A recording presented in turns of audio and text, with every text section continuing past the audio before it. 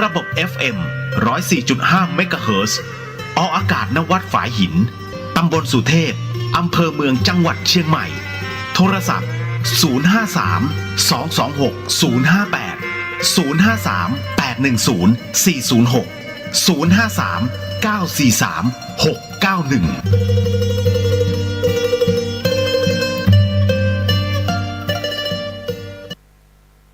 กฐินทานคือสังฆทานบุญทานยิ่งใหญ่1 เดือนท่านกำหนดไว้นับตั้งข่าวสารเพื่อการประชาสัมพันธ์พิธีทำบุญทอดกฐินมหาวิทยาลัยเชียงใหม่ประจำปี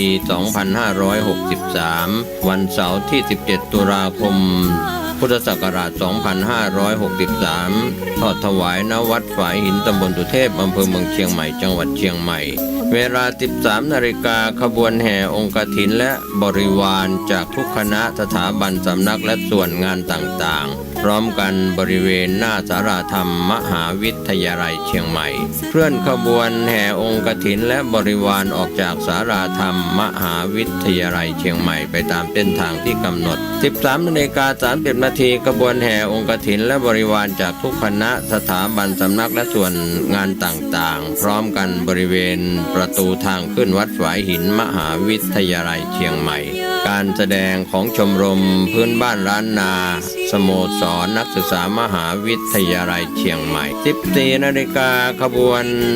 แห่องค์กฐินและบริวารเคลื่อนสู่วัดฝายหินมหาวิทยาลัยเชียงใหม่ประธานในพิธีจุดธูปเทียนบูชาพระรัตนตรัยไหว้พระสมาทานเบญจศีลกล่าวคำถวายผ้ากฐินแด่พระสงฆ์น้อมผ้ากฐินถวายพระสงฆ์อัปโรกฐินถวายทายธรรมแด่พระสงฆ์โดยกรรมการสภามหาวิทยาลัยอธิการบดีรองอธิการบดีผู้ช่วยอธิการบดีประธานกรรมการส่งเสริมมหาวิทยาลัยคณบดีผู้อำนวยการสถาบันสำนักศูนย์กองประธานสภาพนักงานมหาวิทยาลัยนายกสโมสรมหาวิทยาลัยเชียงใหม่นายกสโมสรนักศึกษามหาวิทยาลัยเชียงใหม่ตามลำดับต่อจากนั้นพระสงฆ์อนุโมทนากรวดน้ำรับพรราพระสงฆ์เป็นเสร็จพิธีก็เป็นส่วนที่ศรัทธาสาธุชนที่เป็นผู้ใจบุญใจกุศลที่รับฟังอยู่สามารถร่วมบุญทอดกฐินสามัคคีโดยทางมหาวิทยาลัยเชียงใหม่เป็นประธานพร้อมกับศรัทธาสาธุชนทั้งหลายร่วมบุญได้ที่วัดฝายหินสอบถามรายละเอียดได้ที่ 053-226058 ท่านก็จะได้มีโอกาสร่วมอนุโมทนากฐินประจำปีนี้เสาร์ที่ 17 ตุลาคม 2563 ได้บุญได้กุศลโดยพร้อมเพรียงกันใช้ชีวิตไว้พึ่งพิงทานศีลภาวนาทำให้ครบถ้วนเกิดสุขแท้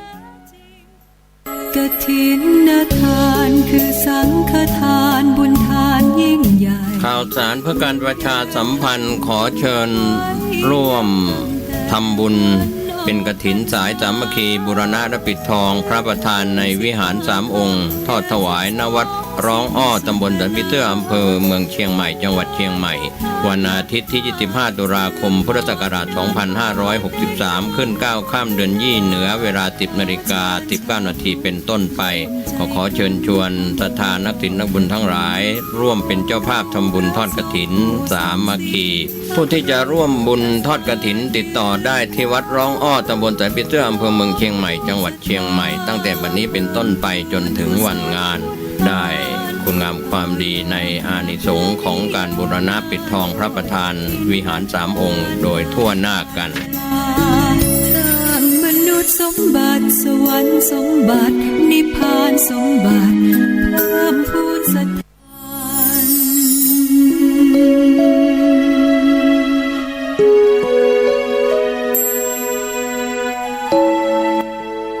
ขอเชิญชวนผู้ใจบุญใจกุศลร่วมงานบุญจุลกฐินวัดปากทางเจริญ ระหว่างวันที่ 29 ถึง 30 ตุลาคม 2563 เจ้าภาพอุปถัมภ์จุลกฐินมีคุณกฤษณะเสริมสิทธิพรคุณธัญนันท์เสริมสิทธิพรนางสาวมนทิดาเสริมสิทธิพรนางสาวมนทิราเสริมสิทธิพรนางสาวกฤษณาเสริมสิทธิพรสามารถร่วมบุญร่วมกุศลในพิธีจุลกฐินทอดถวาย 30 ตุลาคม พุทธศักราช 2563 เวลา 15 นาฬิกา ณ วัดปากทางเจริญ อำเภอดอยหลอด จังหวัดเชียงใหม่ จัดงาน 2 วัน 29 และ 30 ตุลาคม 2563 ขอให้ท่านได้มีโอกาสร่วมงานบุญจุลกฐินของวัดปากทางเจริญ สุขกายสุขใจโดยทั่วหน้ากัน กุศลสูงยิ่งบุญทอดกฐินกฐินทาน ข่าวสารเพื่อการประชาสัมพันธ์ขอเชิญชวนศรัทธานักศีลนักบุญทั้งหลายร่วมงานทำบุญวันกตัญญูปีที่ 9 ของวัดสันทรายหลวงตำบลสันทรายหลวงอำเภอสันทรายจังหวัดเชียงใหม่วันเสาร์ที่ 31 ตุลาคม พุทธศักราช 2563 เวลา 10 นาฬิกาก็เชิญชวนศรัทธานักศีลนักบุญทั้งหลายร่วมงานทำบุญวันกตัญญูปีที่ 9 ของวัดสันทรายหลวงตำบลสันทรายหลวงอำเภอสันทรายจังหวัดเชียงใหม่เสาร์ที่ 31 ตุลาคมช่วงเช้า 10 นาฬิกาเป็นต้นไปท่านที่จะร่วมบุญร่วมกุศลสอบถามรายละเอียด 0903235479 ได้ทุกวันพิธีเทวาพิเศษกวันปิยมหาราชรัชกาลที่ 5 วัดดอนจันทร์อำเภอเมืองจังหวัดเชียงใหม่เชิญร่วมทำบุญตักบาตรสืบชะตาพิธีพุทธาพิเศษกตะกรุดดินเผาวันศุกร์ที่ 23 ตุลาคม พุทธศักราช 2563 21-22 ตุลาคมวัดรับบริจาคดอกกุหลาบแดงขาวชมพูจำนวนมาก 23 ตุลาคมรับบริจาคลงทานตลอดทั้งวัน 7:30 นาทีทำบุญตักบาตร 9:39 นาทีพิธีสืบชะตาเสริมดวง 19:19 นาทีพิธีบวงสรวงพระปิยมหาราชรัชกาลที่ 5 19:39 นาทีถึง 23 นาฬิกาพิธีพุทธาพิเศษกตะกรุดดินเผาณวัดดอนจันทร์โทร 053-240-184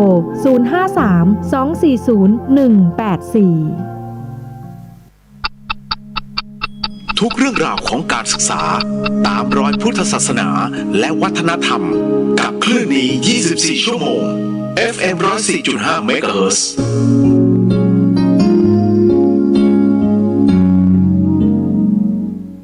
ค่ำคืนแห่งความอิ่มใจกับคลื่นพลังบุญที่คุณไม่สามารถหาฟังที่ไหน FM 104.5 เมกะเฮิรตซ์สถานีวิทยุเพื่อการศึกษาพระพุทธศาสนาและวัฒนธรรม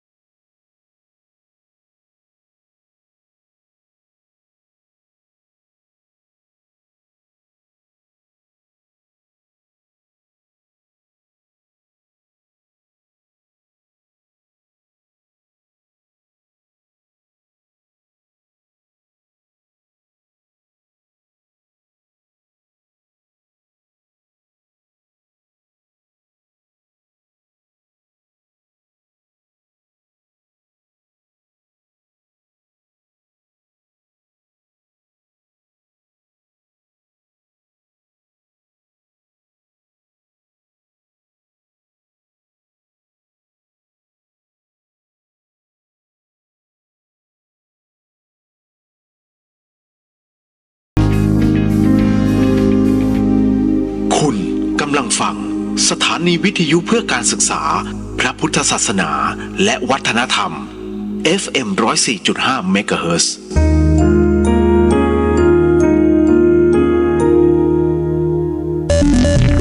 คุณกำลังฟังสถานีวิทยุเพื่อการศึกษาพระพุทธศาสนาและวัฒนธรรม FM 104.5 เมกะเฮิรตซ์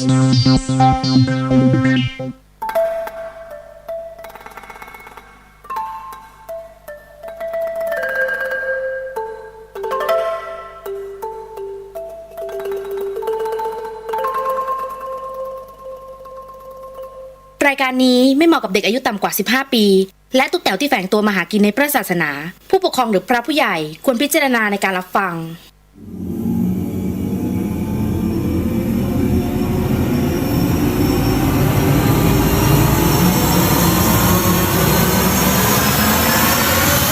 The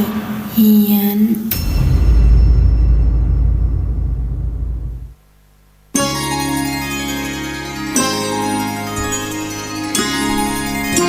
สวัสดียังเป็นทางการครับมาแล้วฮะเดอะเฮียนทาง FM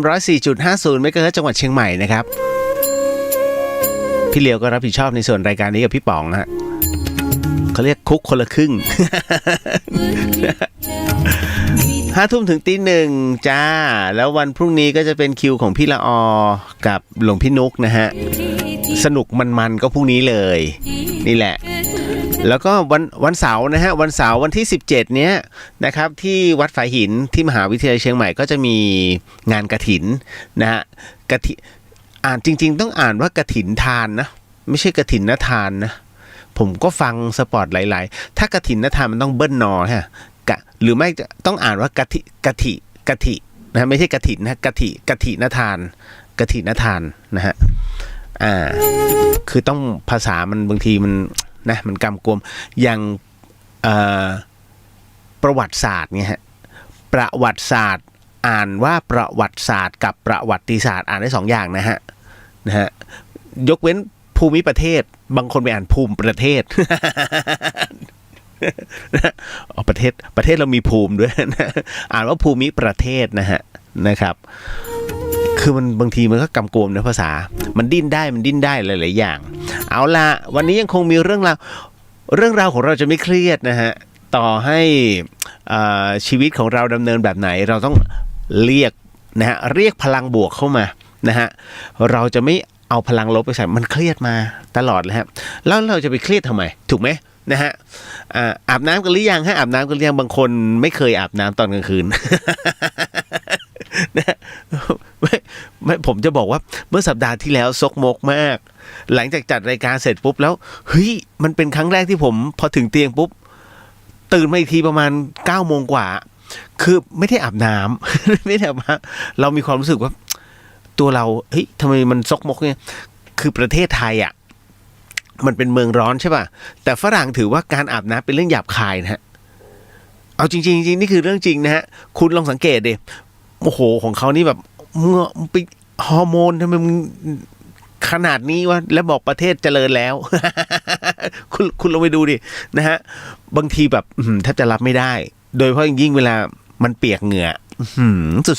สุดโอ้โหฮอร์โมนมันพลุกพล่านนะครับคนไทยเราไม่ได้นะฮะอันนี้คือเขาถือไงถ้าอาบเยอะมันเหมือนตัวประหลาดนี่แหละแล้วมันเป็นเรื่องราวที่แปลกคุณผู้ฟังหลายๆอย่างนะคุณรู้ไหมว่าทำไมเขาเรียกเราว่าชาวตะวันออกแล้วก็พวกของเขาเนี่ยพวกฝรั่งเขาจะเรียกว่าชาวตะวันตกเห็นไหมดูหนังพวกตะวันออกเรียกพวกจีนพวกตะวันออกพวกเอเชียเป็นเพราะว่าโซนของโลกใบนี้นะฮะ the world เนี่ยนะฮะโซนของเรานะฮะโดยเฉพาะอย่างยิ่งเวียดนามนะฮะเวียดนามกัมพูชาลาวไทยจีนฮ่องกงญี่ปุ่นรับแสงอรุณฮะรับแสงอาทิตย์ก่อนประเทศอื่นๆดังนั้นเราจึงเป็นพวกตะวันออกนะฮะแต่เรากับชอบวัฒนธรรมแบบตะวันตกจริงๆตะวันตกอ่ะมันต้องมองตะวันออกเพราะว่าเราอ่ะก่อนมันถ้าคุณไม่เชื่อนะจะวัดกันตรงไหนพี่เลียววัดตรงไหนอ่ะ คุณลองโทรไปถามใครก็ได้ฮะที่มีเพื่อนหรือว่าคุณลองส่งข้อความไปหาเพื่อนที่อยู่อเมริกาตอนนี้อเมริกากี่ทุ่มของวันที่เท่าไหร่นะฮะหรือว่ากี่โมงของวันที่เท่าไหร่คืออย่างตอนนี้เรากี่โมง5:14 ที่ LA ตอนนี้คือ11 โมงเช้า14 นาทีจริงของเราวันที่14ตอนเที่ยงคืนอีกสักครู่หนึ่งจะเปลี่ยนวันเป็น15ใช่ไหมของมันยังเลยของเราเที่ยงคืนเปลี่ยนเป็นวันที่15ของเขาเพิ่งจะเป็นบ่ายโมงนะของวันที่14อยู่เห็นไหมเพราะฉะนั้นเนี่ยเราอะวัฒนธรรมของเรามาก่อนนะจ๊ะบางคนเฮ้ยจริงเหรอพี่จะมาหลอกเพื่อนะมันไม่ได้นะอะไรเลยแต่นี่คือมันเป็นหลักฐานไงว่าเราเนี่ยพวกเราเกิดก่อนเขานะฮะดังนั้นเวลาเราทำอะไรผิดพลาดเขาจะเห็นเราเป็นตัวอย่างแล้วเขาจะรีบแก้ไขทันทีเห็นไหมอย่างโควิดเกิดขึ้นจีนก่อนเลยนะแล้วก็ไล่จนกระทั่งตอนนี้ไปอยู่อเมริกาสุดท้ายก็ยังแก้ไม่ได้ นะนี่คือไม่ยกตัวอย่างให้เห็นไงแต่ทำไมแปลกเรากลับอยากย้อนหลังคุณสังเกตไหมอุ้ยเราต้องไปเป็นเหมือนพวกตะวันตกมันจะไปถอยหลังทำไมอ่ะตะวันตกมันเรียนแบบตะวันมันมาเห็นตะวันออกคือเรารับพระอาทิตย์ก่อนเขาไงถูกป่ะแล้วเรายังอยากจะถอยหลังกลับไปคุณชอบเหรอเดินถอยหลัง นะฮะแต่จริงๆแล้วเนี่ย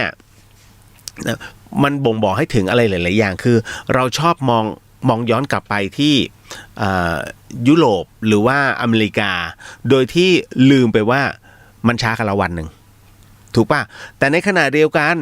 อเมริกาหรือว่ายุโรปจะมองของเราเนี่ย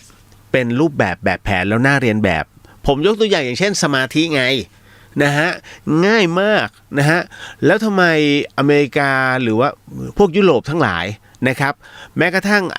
ลาตินทั้งหลายเนี่ยทำไมชอบเดินทางมาเอเชียถ้ามีโอกาสเขาจะมานะฮะเพราะมันตื่นตาตื่นใจด้วยศิลปะวัฒนธรรมโดยเฉพาะอย่างยิ่งของจีนญี่ปุ่นไทยจริงๆนะคุณสังเกตไหมเวลาคุณไปง่ายๆวัดล่องขุนเนี่ยนะฮะโอ้โหทุกเม็ดเนี่ยนะฮะหรือว่าวัดน้องเสือเต้นนะฮะทุกเม็ดทุกอนูของศิลปะมันละเอียดไงมันมีความละเอียดแต่ฝรั่งไม่มีฝรั่งมีความเป็นโมเดิร์นนะดูแล้วสบายตาดูแล้วคลีนแต่เรื่องรายละเอียดนั้นฝรั่งไม่ชัดเจนฮะเขาจึงมาเรียนจิตรกรรมไทยไม่เชื่อใช่ไหมแต่เราเนี่ยไม่สอนเป็นรูปแบบเป็นวิชาเดียวนะฮะที่ไม่ถ่ายทอดให้คนต่างชาตินะฮะอันนี้บอกไว้ก่อนแต่จริงๆแล้วรากเหง้าของศิลปะไทยรูปแบบเนี้ยคนที่แกะเลยนะแล้วก็มาสอนต่อคืออาจารย์ศิลป์ อาจารย์ศิลป์พิรศรีนะอาจารย์เป็นคนอิตาลีฮะนะฮะเป็นชาวอิตาลีนะฮะแล้วก็เพลงที่อาจารย์ชอบคือซันตาลูเซียนะฮะซันตาลูเซียนะฮะก็นี่อันนี้บอกเอาไว้เป็นความรู้นะเราแลกเปลี่ยนกันสนุกสนานพลังบวกแต่วันนี้เดี๋ยวมีพลังลบเพราะว่านอกจากข่าวคืออย่างนี้น้องเขาถามมาเรื่องราวนี้มันก็น่าปวดหัวนะระหว่างกฐินกับจุลกฐินมาแล้วเมื่อกี้ก็ได้ยินสปอตเป็นจุลกฐินนะฮะแต่บังเอิญว่าครั้งนี้น้องเขาโดนเรียกตัวฮะคือแม่บ้านแม่มีจุลกฐินคือวัดข้างบ้านส่วนบ้านยายนะฮะบ้านยายก็มีกฐินน้องเขาถูกเรียกตัวแล้วมีวันเดียวกันนะคือมีวันเดียวกับวัดไฟหินคือวันที่17แล้วถูกเรียกตัวไปน้องถามพี่หนูจะไปตรงไหนดีขอเลือกไปที่บุญมันเยอะๆ เดี๋ยวมันเฉลยกันนะจ๊ะมันมีบุญเยอะบุญน้อยทุกอย่างเนี่ยมันมีการวัดอะไรหลายอย่างเกิดขึ้นนะฮะแล้วก็มีอีกหนึ่งหลายเรื่องราววันนี้วิญญาณถูกเรียกได้เหรอลงหม้อเหมือนในหนังเดี๋ยวตอบหมดเลยวันนี้ว่าไงโก้อะไรจ๊ะนักเรียนมนุษย์ถ้ำโอ้โถพ่อโก้เอ้ย นะเพราะหุ่นเพียวนะฮะเบาบ้างก็เบานะฮะไม่ใช่เบาหวานมึงอะเบาลงหน่อยกินหวานเนี่ย นะฮะผอมแล้วขนาดนั้นนะจ๊ะแล้วก็น้องฮะพี่โกพิวนราชบุรีนะครับ ต๋องสวัสดีครับพี่เลียวสวัสดีฮะเจเจสวัสดีครับพี่สวัสดีครับน้องปริญญาสวัสดีครับพี่เลียวสวัสดีค่ะนะจ๊ะมิชัยสวัสดีครับอาจารย์สวัสดีครับนะอัครวิทย์จุ้ยสวัสดีครับนะจ๊ะอ้าวเยคิดถึงนะครับพี่เลียวสวัสดีฮะคิดถึงเหมือนกันน้องเยนะฮะก็ติดตามอยู่เห็นโพสต์ทุกโพสต์ที่น้องโพสต์นะฮะหมูอ้วนหริพูนชัยสวัสดีครับสวัสดีฮะเฮ้ยวัดพระธาตุหริพูนชัยตอนนี้เขามีงานโคมเหรอไม่รู้อ่ะผมเห็นน้องๆเขาโพสต์กันกระจายเลย เราอยู่แต่เนี่ยฮะเชียงใหม่อยู่คือวันนี้คณะวิจิตรศิลป์ก็เขามีการอะไรนะเหมือนกับขึ้นมาสวดมนต์เพื่อให้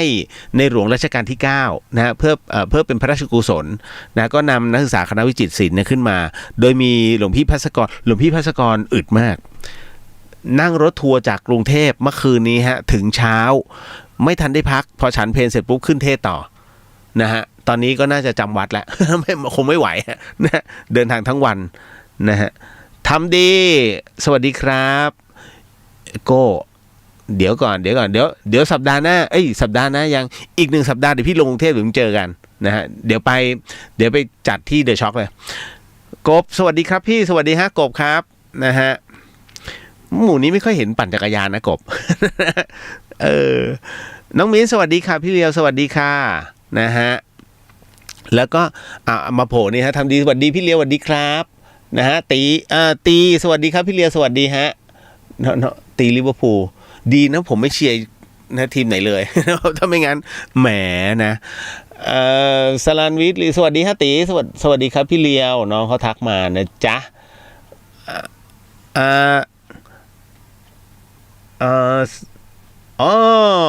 นะสวัสดีฮะคุณอำพรแพทย์แผนไทยใช่ปะพี่ไม่ใช่พี่ชายนะ นะสวัสดีครับนาเรียวคุยสนุกดีผมฉายเดี่ยวมันต้องมีคู่ถ้ามีคู่ละฮาตึง บังเอิญไม่มีคู่เดี๋ยวครั้งต่อไปวิจิตรศิลป์เขาจะจัดผมปะทะตุนุกเรื่องราวแบบสนุกสนานอะไร2 ชั่วโมงนะ เห็นทำเรื่องไปแล้วนะคือเขาอะโทรมาคุยกับพี่เลียวก่อนทางMessengerพี่เลียวเดี๋ยวหนูทำเรื่องให้คณะแล้วนะขึ้นกับตุนุกนะคฤหัสถ์กับพระดวลกันเรื่องธรรมะแล้วก็เรื่องชีวิตความเป็นไปนะฮะก็คือในเรื่องของจิตวิญญาณนี่แหละนะฮะว่าแล้วเชียวคุ้นๆ ใช่ครับนั่นเองครับนะ คิดถึงนั่นเองนะพี่พุทธสวัสดีฮะนะครับไม่ได้ทักทายนอกรอบเลยพี่พุทธเดี๋ยวถ้าผมตื่น โอ้ยวันนี้เรื่องเยอะมีน้องๆถามกันเข้ามาพอสมควรเลยนะฮะแล้วก็มีคนถามมาว่าแผลคือเขาขาหักอ่ะพอเขาขาหักแล้วมีคนทักว่าถ้าขาหักเงี้ยไปปล่อยเต่าไม่ใช่ปล่อยเต่าปล่อยอะไรวะปล่อยปูขาจะได้หายนะฮะแล้วเดี๋ยวจะมาคุยกันว่ามันเป็นยังไงเรื่องราวตรงนี้นะครับเมื่อวานนี้ยังไม่ได้ตอบคำถามเรื่องใส่บาตรแล้วไม่มีเวลาใช่ป่ะเอาล่ะเดี๋ยวจัดไปให้หมดเลยฮะวันนี้มุกมิกสวัสดีค่ะฮะโอ้โหนั่นเองหายไปเลย ใครที่อยากจะรักษานะฮะผมโฆษณาให้นี่แหละคืออย่างนี้ใครที่เป็นไม่ว่าจะเป็นลิซซี่นะฮะลิซซี่ แถวบ้านภาษาอังกฤษนะลิซซี่ใครที่ตอนนี้ที่เป็นอยู่นะจ๊ะไม่ว่าจะเป็นลิซซี่ไหนก็แล้วแต่นะแต่ถ้าพูดชัดๆคือเป็นลิซสีอ่ะ ลิซสีดวงอ่ะ ไม่ว่าจะเป็นจมูกหรือว่าลิซสีดวงทวารหรือว่าเป็นในส่วนของไซนัสนะฮะพวกเนี้ยถ้าคุณเดี๋ยวผมบอกกันนะไอ้โรคประเภทเนี้ยมันรักษาแบบด้วยวิธีการผ่าตัดน่ะตลอดเวลาไปหาหมอจมูกหาหมอตูดอะไรพวกเนี้ยผมเห็นนะไปแล้วไปอีกจริงไปแล้วคุณอาผมเนี่ยนะฮะตอนนี้อายุ70 กว่าแล้วคุณเชื่อไหมไป ไปหาหมอไซนัสมา 7-8 รอบแล้วผ่าตลอดไม่หายนะครับหมอไม่ใช่ไม่เก่งนะฮะหมอเก่งหมอก็ยังบอกเลยไม่เป็นสุดท้ายก็โดนมีดไปหลายรอบลิซซี่สมุนไพรฮะนะครับถ้าสนใจคุณเข้าไปในเพจลิซซี่สมุนไพรไปอ่านรายละเอียดแล้วก็ติดต่อคุยกับหมอเองนะฮะไม่ต้องผ่างงเดไม่ต้องผ่าแล้วหายขาดเขารับประกันถ้าตรวจแล้ววิเคราะห์แล้วถ้าคิดว่ารักษาไม่ได้เขาไม่เอาจริงไม่ใช่ว่าเล่นตัวหรือว่าอะไรนะเพียงแต่ว่าเขาเรียกว่ามันเป็นสถิติที่ต้องใช้คำว่าตระกูลนะใช่ไหมนั่นเองมันเป็นสูตรประจำตระกูลเขาเสียไม่ได้ฮะมันเป็นยาประจำตระกูลที่เขาถ่ายทอดกันมาเฉพาะลูกนะฮะรุ่นสู่รุ่นนะฮะให้ลูกนะฮะลูกรุ่นสู่รุ่นแล้วคราวนี้มันเสียชื่อไม่ได้เพราะฉะนั้นลิซซี่สมุนไพรเวลารักษาต้องหายเขาจะการันตีแล้วต้องหายฮะสถานเดียวไม่มีคำว่าไม่หายถ้าไม่หายคือไม่รักษานะฮะแล้วก็จะมีการคือคุณต้องไปดูขั้นตอนของเขาในการรักษาแล้วถามว่าทุกคนไหมที่หายเนี่ยไปรักษาลิซซี่หายฮะเรื่องตรงนี้เดี๋ยวนะพี่เลียวไม่ได้น้าเน้งเนี่ยซึ่งเป็นหมอที่ประจำสาขาอยู่ที่แม่โจ้เนี่ยฮะแล้วก็ในเขตภาคเหนือเนี่ยนะฮะเราเป็นเพื่อนกันดังนั้นนะครับเพราะฉะนั้นเนี่ยผมถึงได้บอกว่าเฮ้ยผมเนี่ยถ้าไม่ใช่ของดีจริงผมไม่แนะนำผมปากหมาอยู่แล้วไม่เคยคือพูดกันอ่ะไม่เคยเอาใจใครคือถ้าเขาไม่ดีผมก็บอกเฮ้ยไปที่อื่นเถอะนะแต่บังเอิญว่าเนื่องจากว่าตัวเราเนี่ยนะฮะได้เห็นกับตาแล้วน้องเนี่ยซึ่งเป็นคนใกล้ชิดเนี่ยพูดมันฟังว่าเนี่ยจอนอ่ะรักษาจอนรู้สึกจะ2 ครั้งมั้งหายขาดเลยไม่เป็นอีกเลยนะฮะไซนัสไม่เป็นอีกเลยนะครับเขาจะมีวิธีไม่บอกว่าแบบไหนไปคุยกันเองเข้าไปที่เพจลิซซี่สมุนไพรนะฮะสำหรับพระภิกษุสงฆ์นะฮะที่ฟังรายการเดอะเฮียนอยู่ทางลิซซี่สมุนไพรรักษาให้ฟรีไม่ว่าจะเป็นลิซซี่ดวงทวารนะฮะหรือว่าเป็นไซนัสนะฮะหรือว่าลิซซี่ดวงจมูกนะครับสำหรับน้องๆคนไหนที่อยากลองก็ได้นะฮะรักษาทวารก่อนแล้วเอานะป้ายจมูกต่อ พูดเล่นไม่มีอะไรนะครับพี่กรณ์สวัสดีฮะนะครับสวัสดีเรียวสงขลาไม่น่ารอดหัดใหญ่ไม่น่ารอดฮะลูกที่3 ลูกเลยนะฮะพายุเข้านะฮะผมก็เคืองตามากเลยขนตามันเข้าตึกดีไม่ง่วงฮะนี่ใครอยากหายผ่านทางน้าเลียวฮะรักษาฟรีครับหาเรื่องแล้วนั่นเอง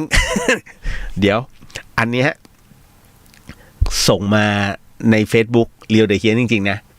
ทุกอย่างเป็นหลักฐานนั่นเองบอกใครอยากหายผ่านทางน้าเลียวรักษาฟรีครับไม่เอาเป็นว่าคือทุกคนมีครูผมเนี่ยมารู้ว่าทำไม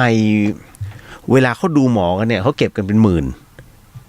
นี่ผมพูดเรื่องจริงนะไอ้ที่300เนี่ยบางทีเขาไม่อยากเสียแต่เขาไปเสียแบบครั้งหนึ่ง 5,000 20,000เงี้ยมีผมไม่อยากบอกว่าใครดู2 ครั้งก็ 20,000นะฮะไม่เหมือนสักยันนะไม่เหมือนกับหมอหนูนะอาจารย์หนูถ้าลงมือเองนี่50,000 อัพถ้าลูกศิษย์ก็10,000นิดนะฮะถ้ามือ3 มือ 4ก็หลักพัน เขาจะประมาณนั้นผมเพิ่งมารู้ว่าการที่หมอดูเนี่ยเก็บเงินนะฮะเป็นค่าครูในราคาที่สูงเนี่ยมันไม่ใช่นะฮะมันเป็นเพราะว่าตัวเขาเองคือคนที่มาดูหมอนะฮะผมก่อนที่ไปเข้านั้นเองนะคนที่มาดูหมอเนี่ยนะฮะเป็นผู้ที่มีความทุกข์แล้วละในเรื่องบุญนะในเรื่องของการทำบุญทำทานส่วนใหญ่จะมุ่งเน้นในเรื่องของธุรกิจกับความเป็นส่วนตัวถ้าส่วนใหญ่จนลืมในเรื่องของการทำบุญและคราวนี้พอมาดูหมอเนี่ยแล้วหมอชี้แนะไปเนี่ยฮะคือทุกข์เพราะ ลืมหรือขี้เกียจในการทำบุญดังนั้นเวลาผู้ที่ทักทายในเรื่องดวงชะตาเนี่ยมันมีโอกาสสุ่มเสี่ยงฮะสุ่มเสี่ยงก็คือตัวเจ้ากรรมนายเวรนะฮะดังนั้นเนี่ยรายได้ที่ถือว่าเป็นค่าครูเนี่ยเขาต้องมีตัวการันตีว่าคุณเนี่ยจะไม่ทำบุญเขาต้องเอาส่วนหนึ่งเนี่ยฮะเพื่อให้กับเจ้ากรรมนายเวรของคุณนะฮะเพื่อถวายนะเนี่ยก็คือมันต้องมีตัวการันตีว่าอย่างน้อยโอเคได้เงินมาดำเนินเนี่ยกันเพื่อทำบุญเขาเรียกลดแรงประทะของเจ้ากรรมนายเวรซึ่งถามว่าเกิดขึ้นจริงไหมเกิดขึ้นจริงฮะผมดูตัวเลขเนี่ยตลอดระยะเวลา3 ปีในตอนแรกเลยจำได้ไหมผมโดนหนักมากเพราะผมไม่เคยเก็บเงินใครดูฟรีตลอดจนกระทั่งผมพอเจอเพรสเชอร์ของเจ้ากรรมนายเวรของแต่ละคนนี่จบเลยฮะแต่ผมไม่ดูอีกเลยฮะใครมาถามก็ไม่ดูยกเว้นแบบเฮ้ยดูแล้วไอคนนี้ท่าตระหนักจริงๆเราจะดูให้นั่นแหละแต่ตัวผมก็ต้องไปทำบุญเองไงนะฮะเพราะฉะนั้นเนี่ยพอนั้นเน้งมาบอกเงี้ยเขาจะมีค่าครูนะคุณทำเป็นเล่นไปนะดังนั้นเนี่ยนั้นเน้งบอกให้ผ่านทั้งผมแล้วฟรีเนี่ยผมเลยบอกว่าเอาว่า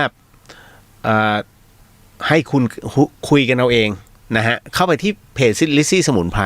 นะนั่นเองบอกทำบุญร่วมกันแต่พระโอเคฮะถ้าพระภิกษุสงฆ์นะฮะแม่ชีหรือว่าจะเป็นภิกษุณีนะครับสามเณรอย่างเงี้ยไปที่ลิซซี่สมุนไพรรักษาฟรีนะฮะคุณอย่าคิดว่ายาไทยไม่ดีนะคุณต้องเจอของจริงฮะไม่ใช่ว่าอะไรก็ไม่รู้ไอ้นะไม่หายสักทีต้องเป็นยาหม้อยาเม็ดเดี๋ยวก่อนไอยาเม็ดที่คุณกินเนี่ยตามร้านขายยาเนี่ยนะมันทำมาจากอะไรเหรอไฟเบอร์สังเคราะห์ป่ะฮะ หรือว่าเอาผงเหล็กมาทำนะฮะมันจะได้ไม่ย่อยเป็นสารตกค้างในลำไส้ทุกอย่างคือรากไม้แต่เขาทำมานะฮะป่นจากรากใหญ่ๆเนี่ยป่นจนแบบเสร็จปุ๊บก็บรรจุในแคปซูล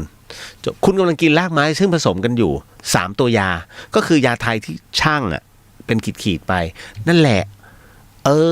เรื่องของเรื่องเป็นอย่างนั้นแล้วใช่ว่าจะดีนะกินยาบ่อยๆนะฮะให้กินอาหารก่อนกินยาจ้ะนะจ๊ะ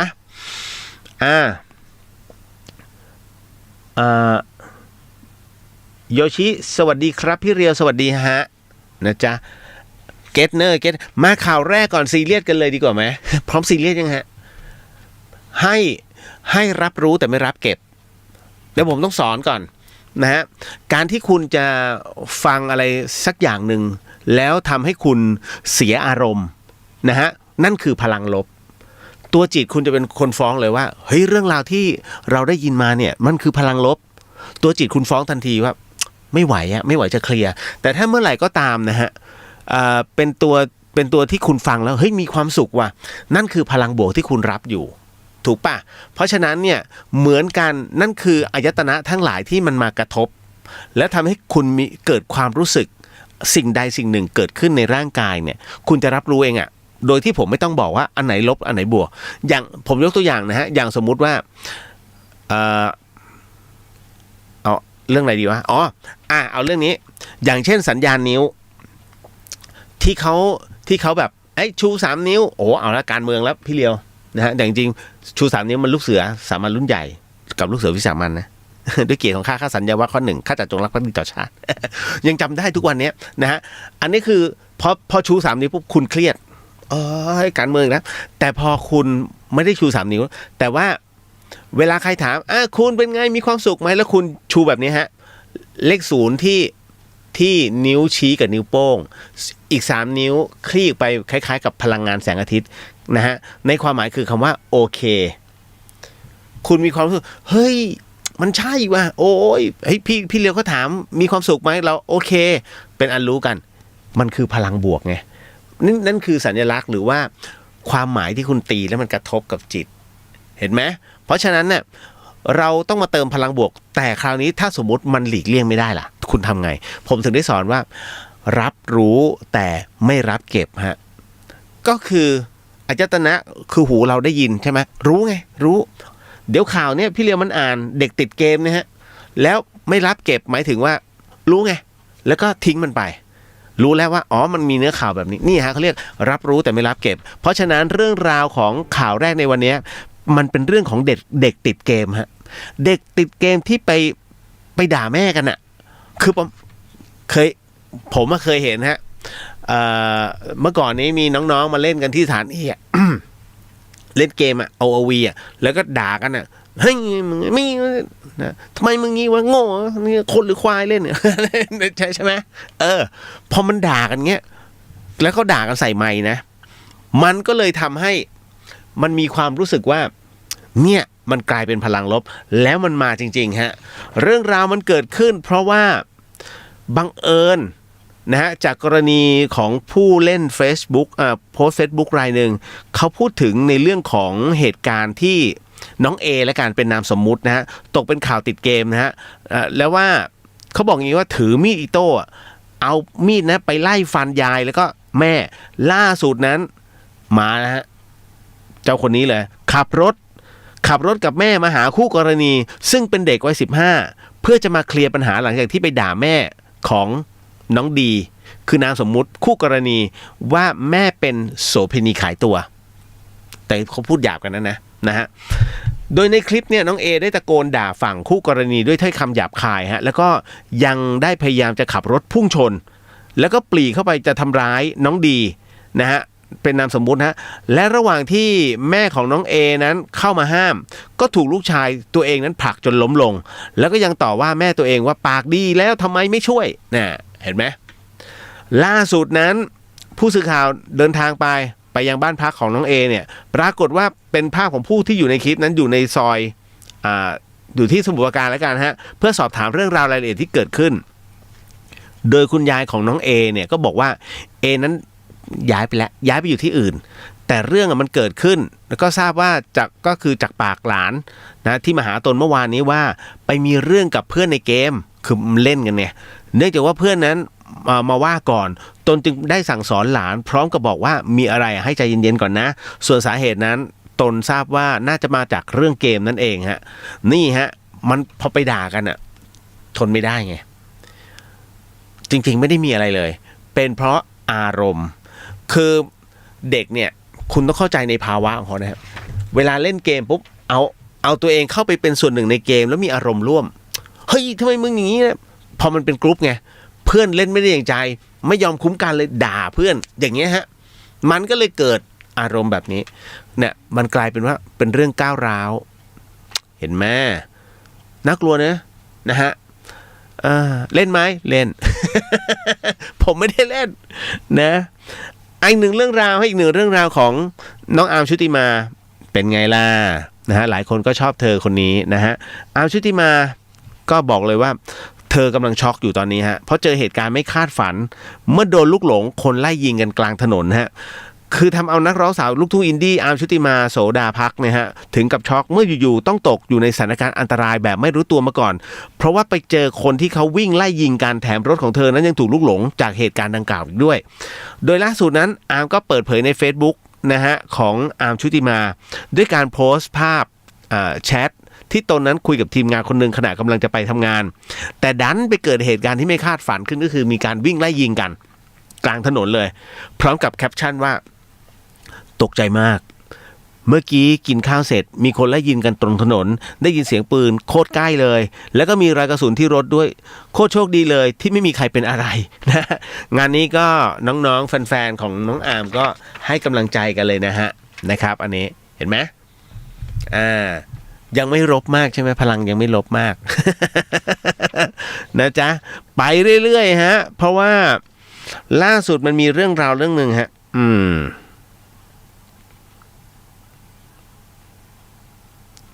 ไม่กำลังอ่านอยู่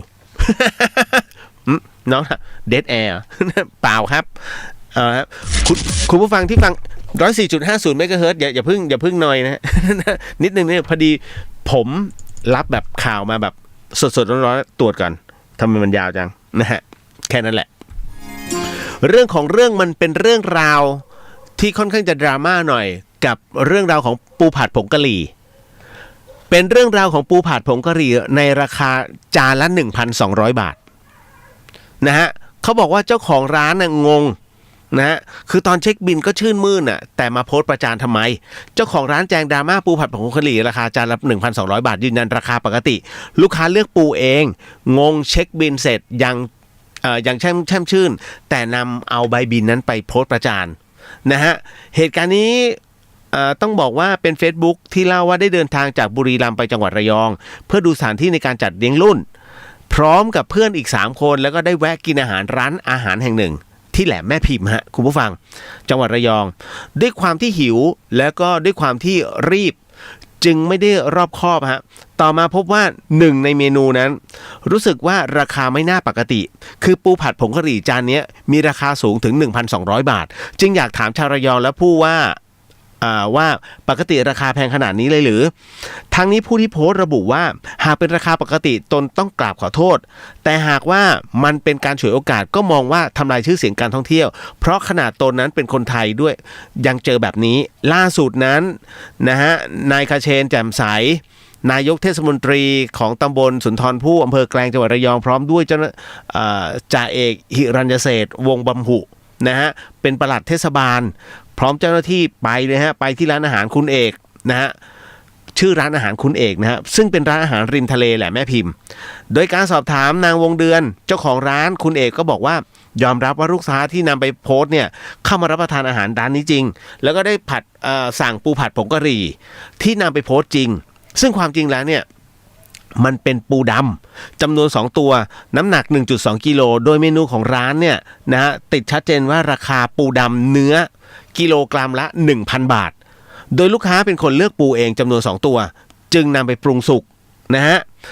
จากนั้นนางวงเดือนก็แปลกใจว่าหลังจากเช็คบิลแล้วเนี่ยลูกค้าก็ไม่ได้แสดงความไม่พอใจนะเกี่ยวกับเรื่องราคายังยิ้มแย้มแจ่มใสพอมาเจอโพสต์เนี่ยจึงไม่เข้าใจว่าไม่พอใจทำไมไม่พูดคุยกันในตอนที่อยู่ร้านถ้าเป็นไปได้ก็อยากให้มาพูดคุยกันให้อธิบายให้ฟังด้านนายกเชนนั้นซึ่งเป็นนายกเทศมนตรีนั้นก็บอกว่าจากการตรวจสอบนะพบว่าเป็นการเข้าใจผิดกันเพราะราคาของปูผัดผงกะหรี่ที่แจ้งไว้ในเมนูนั้นชัดเจนฮะซึ่งลูกค้าอาจจะเข้าใจผิดเกี่ยวกับปูดำกับปูม้าเพราะปูที่สั่งนั้นเป็นปูดำเนื้อมีราคาที่ค่อนข้างสูงกว่าปูม้านะฮะประกอบกับภาพที่ถ่ายลงในโลกโซเชียลนั้นมันเป็นจานเล็กนะฮะก็ตรวจสอบแล้วพบว่ามันเป็นจานเปรขนาด12นิ้วปูที่อยู่ในจานก็มีน้ำหนัก 1.2 กิโลกรัมจึงเท่ากับว่าเป็นราคาปกติของร้านฮะอยากฟังเรื่องจริงนะ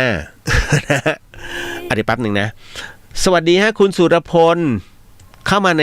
YouTube นะฮะ YouTube เข้าไปที่วัดฝายหินนะครับพี่เรียวเคยไปกราบหลวงพ่อกลวยที่ชัยนาทบ้างไหมครับยังเลย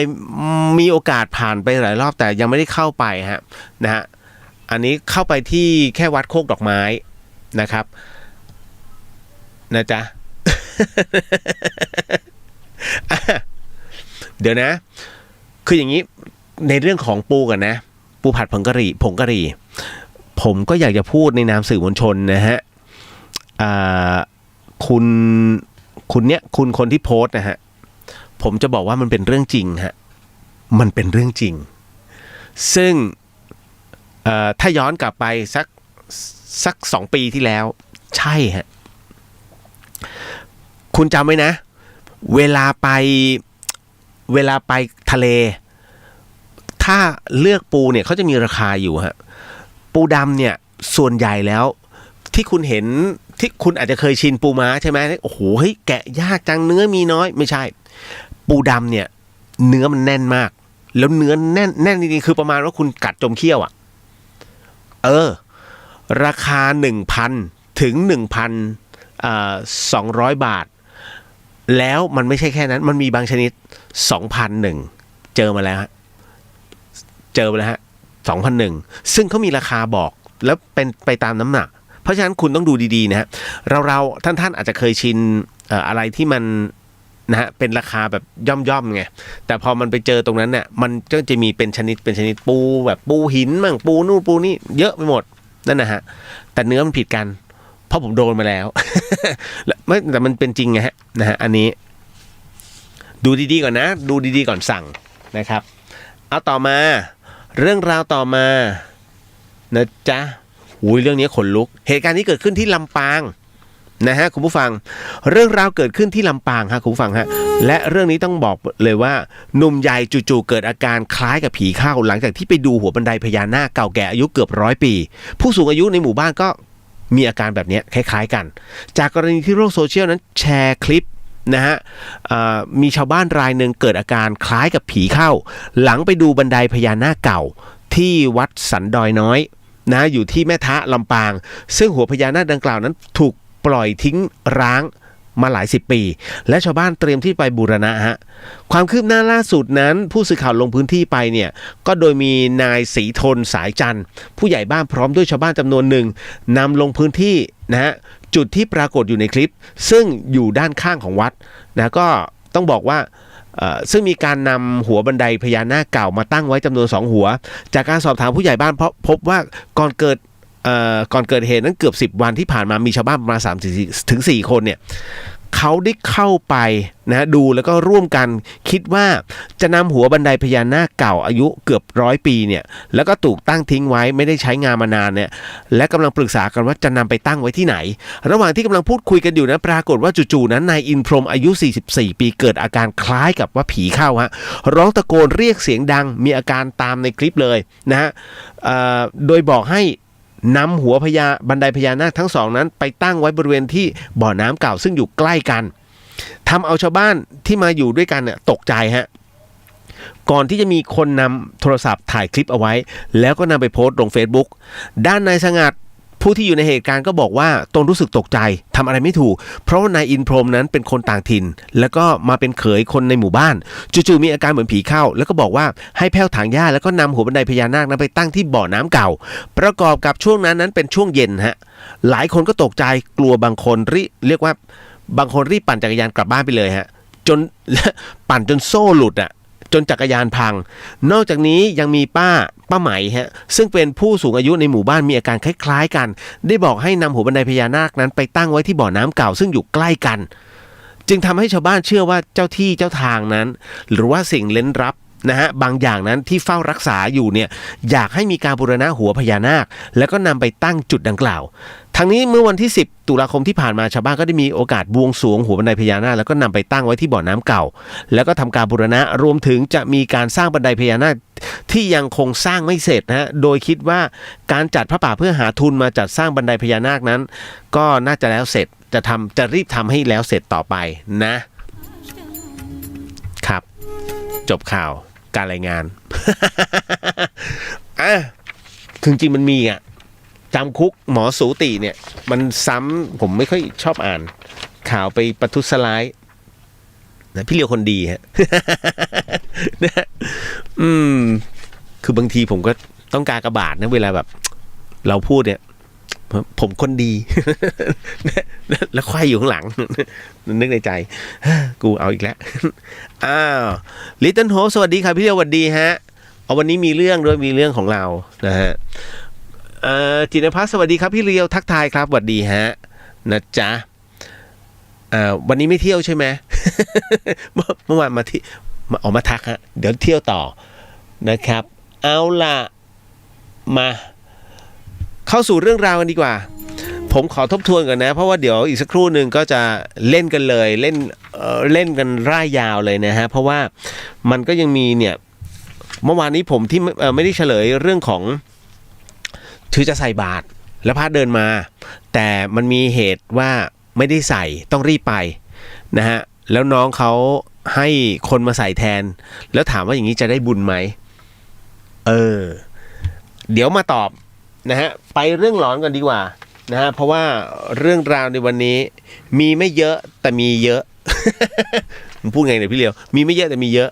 ก็มีคำถามนี่แหละในคำถามจะมีคำตอบโก้อยู่เนี่ยฮะโก้พิ้วไปแล้วอันนี้เข้ามาทักเข้ามาป่วนแป๊บหนึ่งนะฮะ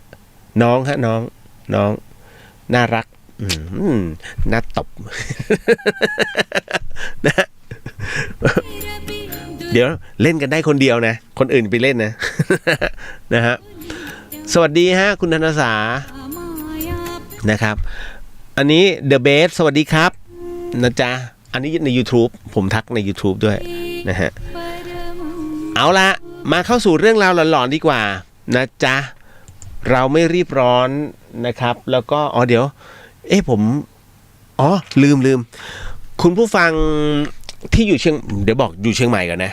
เอาเฉพาะเชียงใหม่ก่อนนะฮะแล้วก็คุณผู้ฟังที่ฟัง FM 104.50 เมกะเฮิรตซ์มันจะมีวันศุกร์นี่ฮะอีก2วันนี้นะฮะ14 15 16วันที่16ฮะมันจะมีมวยฮะมีมวยบอกกันเลยนะครับมันจะมีมวยซึ่งเป็นปฐมฤกษ์นะฮะของเชียงใหม่เขาเรียกว่าป่าแดดไฟท์ฮะพูดอย่างนี้ฮะป่าแดดไฟท์นะครับคุณเซิร์ชดูก็ได้ป่าแดดไฟท์แล้วก็ตรงไหนสถานที่นะฮะก็จะมีสถานีวิทยุกองทัพบกช่อง5มาถ่ายทอดสดตลอดงานเริ่ม 20 นาฬิกานะทางช่อง5นะฮะก็จะเป็นเรื่องของป่าแดดไฟท์นะฮะมีหลายคู่เป็นการชกชิงแชมป์มวยไทยนะฮะโดยก่อเกียรติกรุ๊ปนะครับที่ไหนที่นวิภารีสอร์ทฮะ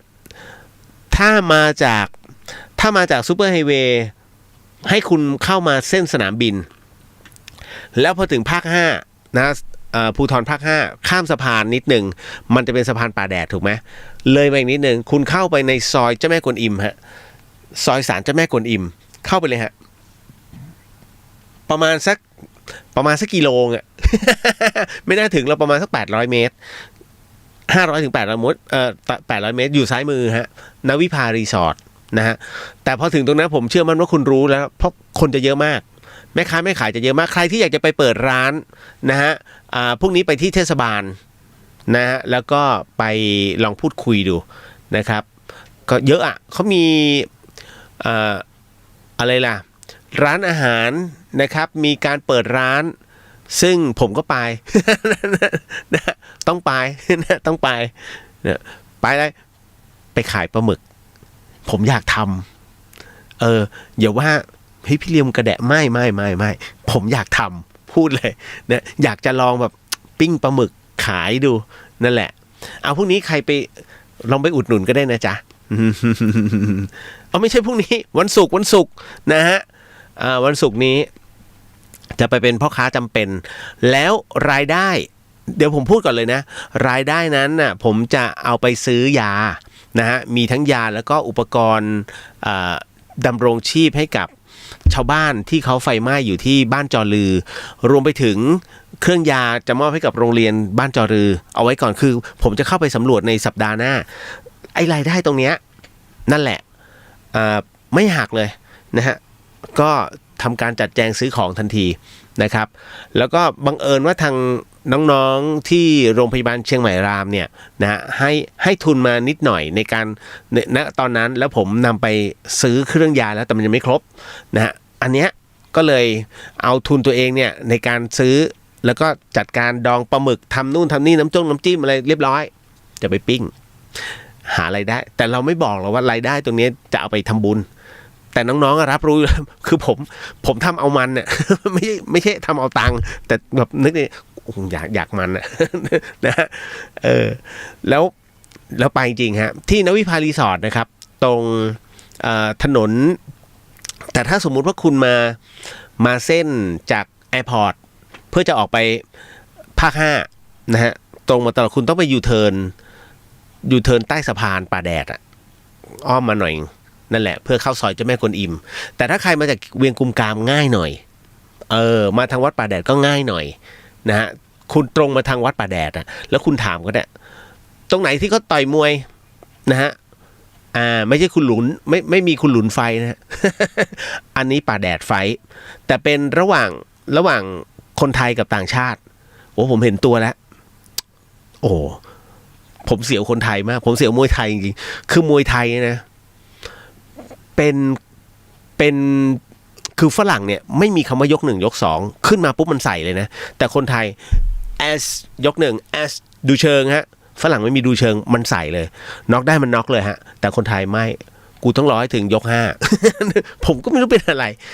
ผมถึงเลิกดูมวยไทยไปนานมากเพราะว่าผมดูแล้วมันไม่มีเหมือนสมรักไม่เหมือนไม่มีเหมือนเจริญทองเกียรติบ้านช่องคือมวยจังหวะฝีมือใช้แรงน้อยๆใช้หัวเยอะๆใช้สมองคือต่อยใช้สมองสมัยนี้มันใช้แต่แรงยังไม่เคยเห็นเลยนะเห็นไหมจนต้องมีแบบเก่าๆ มาเทิร์นใหม่มาต่อยกันใหม่นะให้เห็นว่าชั้นเชิงเป็นไงแม่ไม้แบบนี้นะฮะเวลาเขามวยเข่าจะแก้ด้วยมวยอะไรมวยเข่าต้องแก้ด้วยศอกถูกป่ะมวยเตะต้องแก้ด้วยหมัด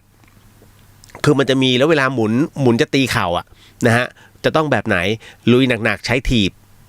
โอ้ยคือมันต้องรู้อ่ะเรื่องราวแบบนี้นะจ๊ะเอาละอ๋อนั่นเองบอกขอร่วมบุญด้วยครับนะเลียว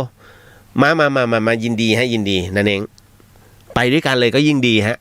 ไปไหมนั่นเองแต่ผมไปยาวเลยนะต่อเข้าจอซีเดอร์ยาวออกวันที่25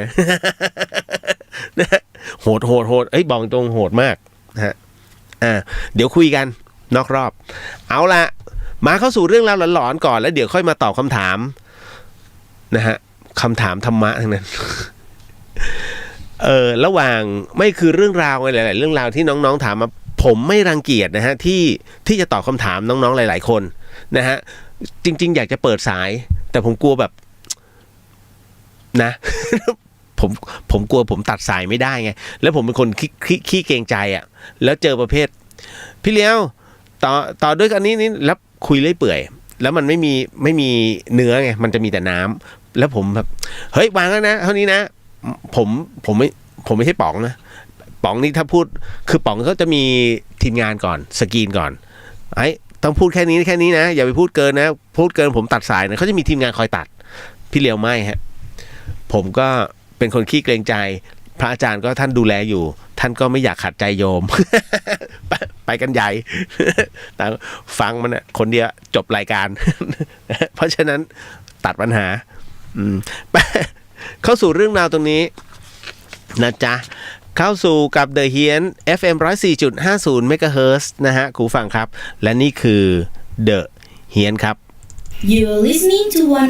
104.5 Radio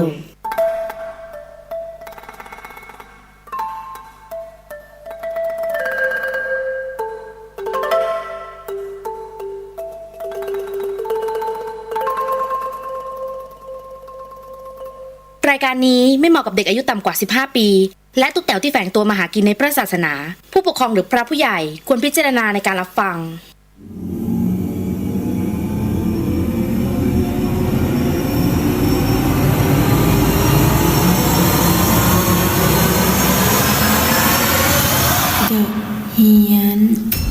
เข้าสู่ในช่วงของ The Hien กับเฮียนสยอง2เรื่องในค่ำคืนนี้นะฮะคุณผู้ฟังครับเป็นประจำทุกค่ำคืนฮะฮึบ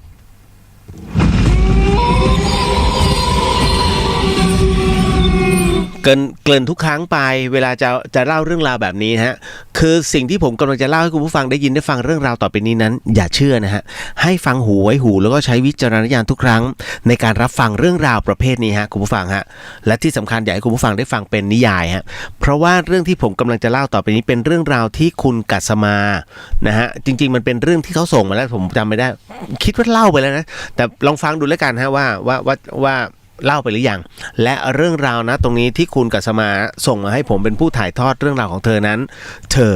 เล่าว่าน้องเขาบอกมาอย่างนี้ครับว่าคือเรื่องนี้คืนวันเกิดเหตุนะต้องบอกเลยว่าดิฉันอยู่ที่บ้านค่ะเพราะว่ามีกินเลี้ยงเล็กๆนะกับมีการกินเลี้ยงกันระหว่างญาตินะญาติพี่น้องขณะที่กำลังนั่งคุยไปกินไปนั่นเองพวกเด็กเล็กๆเนี่ยก็วิ่งเล่นกันค่ะพี่เลียวอย่างสนุกสนานเลยหนึ่งในนั้นนะแตงกวานะน้องผู้หญิงคนเล็กสุดก็ถือแก้วแล้วก็เดินไปเดินมาสักพักหนึ่งก็ไปหยิบเอาเรียกว่าไปหยิบเอาปากขวดที่มันแตกแล้วมันเป็นปากฉลามแหลมๆขึ้นมาแล้วก็ถือเดินไปเดินมานะพอแม่ของน้องแตงกวาเนี่ยก็คือพี่สะใภ้ของดิฉันเนี่ยเห็นปุ๊บก็กลัวว่าจะเกิดอันตรายจึงรีบวิ่งไปเอาไอเศษขวดนั้นออกมาจากมือลูกจังหวะเดียวกันนั่นเองฮะเป็นจังหวะเดียวกันกับน้องแตงกวานั้นปล่อยมือจากเศษขวดนั้นนะซึ่งมันกำลังจะหล่นจากมือพอดีฮะแม่เขาก็เลยเอามือไปรองรับนะก่อนที่มันจะตกลงทิ่มเท้าน้องปรากฏว่าขวดนะฮะมันไปบาดมือแม่ของน้องแตงกวาเลือดออกเต็มมือฮะเป็นแผลยาวพอสมควร คือไม่สามารถที่จะทำแผลกันเองได้ก็เลยต้องไปที่โรงพยาบาลกันในตอนกลางคืนนั้นเลยโดยที่ดิฉันนั้นนะคือคุณกัสมาก็บอกว่าโดยที่ดิฉันก็ไปกับเขาด้วยพอถึงโรงพยาบาลค่ะก็เข้าไปที่แผนกฉุกเฉินทำแผลแล้วก็เย็บหลายเข็มมากหมอดูแล้วบอกว่าให้นอนโรงพยาบาลเพื่อดูอาการก่อนเพราะว่ากลัวว่าแผลนั้นจะอักเสบสาเหตุก็เพราะว่าพี่สะพ้ายก็คือแม่น้องแตงกวานั้นเธอเริ่มมีไข้นะเริ่มมีไข้ขึ้นกัสมาบอกว่าและดิฉันเป็นผู้โชคดีค่ะเป็นผู้โชคดีที่ได้อยู่เฝ้าพี่สะพ้ายในคืนแรกนั้นได้นอนห้องรวมเนื่องจากว่ามันไม่มีห้องว่างเลยนะจนช่วงเย็นของอีกวันหนึ่งเจ้าหน้าที่ของโรงพยาบาลก็มาบอกว่ามีห้องว่างแล้วนะก็เลยได้ย้ายเข้าไปที่ห้องนั้นนะซึ่งเป็นห้องเดี่ยวลักษณะห้องนั้นก็คือเปิดประตูเข้าไปจะตรงกับประตูห้องน้ำพอดีค่ะมีทีวีตู้เย็นระเบียงนั้นจะอยู่ที่ข้างหัวนอนดิฉันจัดแจงเก็บของเรียบร้อยก็ขออาบน้ำก่อนพอค่ำๆญาติก็พาน้องแตงกวามาหาแม่แต่พอตอนจะกลับนั้นนางงอแงแตงกวางอแงจะขออยู่ที่โรงพยาบาลด้วยเพื่อเป็นเพื่อนแม่ก็เลยปล่อยเลยตามเลยค่ะคืนนั้นดิฉันกับน้องแตงกวาก็ปูผ้านอนกันข้างๆเตียงพี่สะใภ้นั่นแหละในช่วงดึกๆของคืนวันนั้นกัสมาบอกว่าดิฉันนั่นกำลังเคลิ้มค่ะพี่เหลียวกำลังเคลิ้มจะหลับปรากฏว่าก็มีเจ้าหน้าที่เดินมาเคาะประตูเพื่อจะขอวัดไข้เขาบอกพี่สะใภ้ว่าไม่มีไข้แล้วพรุ่งนี้ก็น่าจะได้กลับบ้านแล้วล่ะนะฮะแต่ดิฉันรู้สึกว่าพยาบาลนั้นเขามองน้องแตงกวาอยู่พักหนึ่งก่อนจะออกจากห้องไปแล้วพอดิฉันนั้นเตรียมตัวจะนอนอีกรอบหนึ่งปรากฏว่าอยู่ๆนั้นน้องแตงกวาก็ลุกขึ้นมาทำท่าเล่นจ้าเอ๋ดิฉันก็คิดว่านางคงจะเล่นกับดิฉันแน่ๆเลยก็เลยดุไปว่านอนได้แล้วแตงกวาเดี๋ยวให้พยาบาลมาฉีดให้พยาบาลมาฉีดยานะพอผ่านไปสักครู่ใหญ่จนดิฉันใกล้จะหลับปรากฏว่าพี่สะใภ้ก็เรียกชื่อนะก็เรียกดิฉันว่าเฮ้ยให้ดูแตงกวาหน่อยเห็นน้องเดินเข้าห้องน้ำไปดิฉันก็เลยลุกตามน้องแตงกวาไปนะฮะตอนนั้นพี่เหลียวคะดิฉันแอบได้ยินนางคุยกับใครก็ไม่รู้ในห้องน้ำพอออกมาก็หันมาบอกดิฉันว่าพี่เขาพาหนูมาฉี่แล้วดิฉันก็งงค่ะงงเลยในใจก็เริ่มหลอนๆแล้วล่ะแล้วพอน้องออกมาน้องก็ไม่นอนนะเอาแต่เล่นจ้าเอ๋พอถามว่าเล่นอะไรอยู่คนเดียวทำไมไม่นอนง่วงแล้วน้องแตงกวาก็เลยกลับมาบอกว่าเล่นกับพี่เขาอะค่ะถึงตรงนี้กัสมาบอกว่าบอกตามตรงดิฉันขนลุกขึ้นมาทันทีค่ะพี่เลียวตอนนั้นเลยพูดออกไปลอยๆเลยว่าแค่มารักษาตัวนะไม่ได้มาแย่งที่หรือว่าทำอะไรในห้องนี้พรุ่งนี้ก็จะกลับแล้วจากนั้นน้องก็นอนดิฉันก็หลับส่วนพี่สะใภ้นั้นหลับยาเพราะว่าน่าจะเป็นเพราะฤทธิ์ของยาด้วยกระมังแล้วดิฉันก็ต้องสะดุ้งตื่นอีกครั้งค่ะพี่เหลียวนั่นก็คือเห็นพี่สะใภ้นั้นลงมาจากเตียงมานั่งกอดน้องแตงกวาแล้วก็ร้องกรี๊ดกรี๊ดกรี๊ดนะฮะคือเสียงดังลั่นตึกเลยดิฉันตกใจมากว่าพี่สะใภ้นั้นเป็นอะไรพยาบาลแตกตื่นวิ่งเข้ามามือพี่สะใภ้นั้นเลือดเต็มไปหมดเลยแผลที่เย็บเหมือนมันจะฉีกขาดเรียกว่าพยาบาลนั้นก็จะทำแผลแล้วก็ห้ามเลือดให้แต่พี่สะใภ้นั้นไม่ยอมไม่ยอมปล่อยมือออกจากน้องแตงกวาคือกอดเอาไว้แน่นเลยกอดไว้ตลอดดิฉันต้องไปแกะเพื่อจะแยกเอาแตงกวานั้นออกมาจากมือพี่สะใภ้ค่ะหลังจากนั้นพอน้องมาอยู่กับดิฉันพี่สะใภ้ก็ยังบอกอีกว่าอย่าปล่อยตัวแตงกวานะอย่าปล่อยกอดเอาไว้แล้วให้ดิฉันโทรหาสามีของแกให้มานะฮะก็เหมือนกับว่าจะขอย้ายโรงพยาบาลไม่อย่างนั้นน้องแตงกวาตายแน่ๆดิฉันก็ตกใจค่ะพี่เลียวนะฮะตกใจมากๆมันเรื่องอะไรกันแต่ก็โทรหาสามีแกนะก็คือพี่ชายเป็นลูกพี่ลูกน้องของดิฉันเองประมาณสัก40นาทีสามีพี่สะใภ้ก็มาถึงนะแต่ก็ยังย้ายออกทันทีไม่ได้ต้องรอหมอนะซึ่งเป็นเจ้าของค่ายก่อนพี่สะใภ้บอกไม่ขอรอได้ไหมนะฮะไม่งั้นก็ ต้องออกมาข้างนอกจะไม่ขอเข้าไปรอในห้องนั้นอีกนะต้องออกมารอตรงแถวเคาน์เตอร์พยาบาลก็คือตรงวอร์ดนั่นแหละระหว่างที่รอหมออยู่พี่สะพ้ายถึงยอมเล่าเรื่องราวให้ดิฉันฟังค่ะพี่เลียวนะฮะพี่สะพ้ายบอกว่าตอนที่ดิฉันหลับไปเนี่ยพี่เขาได้ยินเสียงแตงกวามันหัวเราะก็เลยลืมตามาดูเห็นแตงกวานั้นนอนอยู่บนโซฟานะฮะนอนอยู่บนโซฟาแต่นอนบนตักของผู้หญิงคนหนึ่งค่ะผู้หญิงคนนั้นผมซอยสั้นมีแผลเป็นที่ยาวนะฮะแล้วก็ใหญ่และยาวอยู่บนใบหน้าฮะดูยังไงก็ไม่ใช่คนแน่ๆแล้วดิฉันเนี่ยนอนอยู่ที่พื้นนะพี่สไปบอกตัวของคุณกัสมาร่างของดิฉันเนี่ยนอนอยู่ที่พื้นข้างล่างนะของโซฟาแล้วนอนอยู่ข้างเท้าของผู้หญิงคนนั้นเลยพี่เขาก็เรียกดิฉันนะคือแล้วเรียกยังไงดิฉันก็ไม่ได้ตื่นนะฮะเรียกแตงกวาก็ไม่สนใจเอาแต่นอนหัวเราะพอพี่เขาเรียกบ่อยๆเข้าผู้หญิงคนนั้นก็หันมาจ้องหน้ามองแบบโกรธมาก